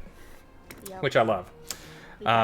Clearly, I have underestimated how powerful this community is in terms of channel points, so we'll be reevaluating that for the future.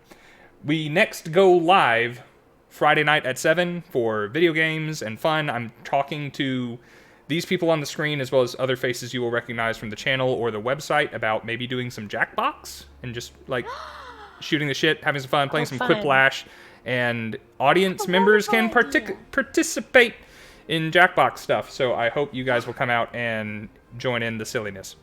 But as always, to my lovely players, I love you guys. Thank you so much for entertaining me this evening and being as amazing as you always are. And to the rest of the chat, until next time, farewell, friends and adventurers, and Godspeed. Thanks for putting up with the chaos. Bye. Bye. Bye. Is it Monday yet?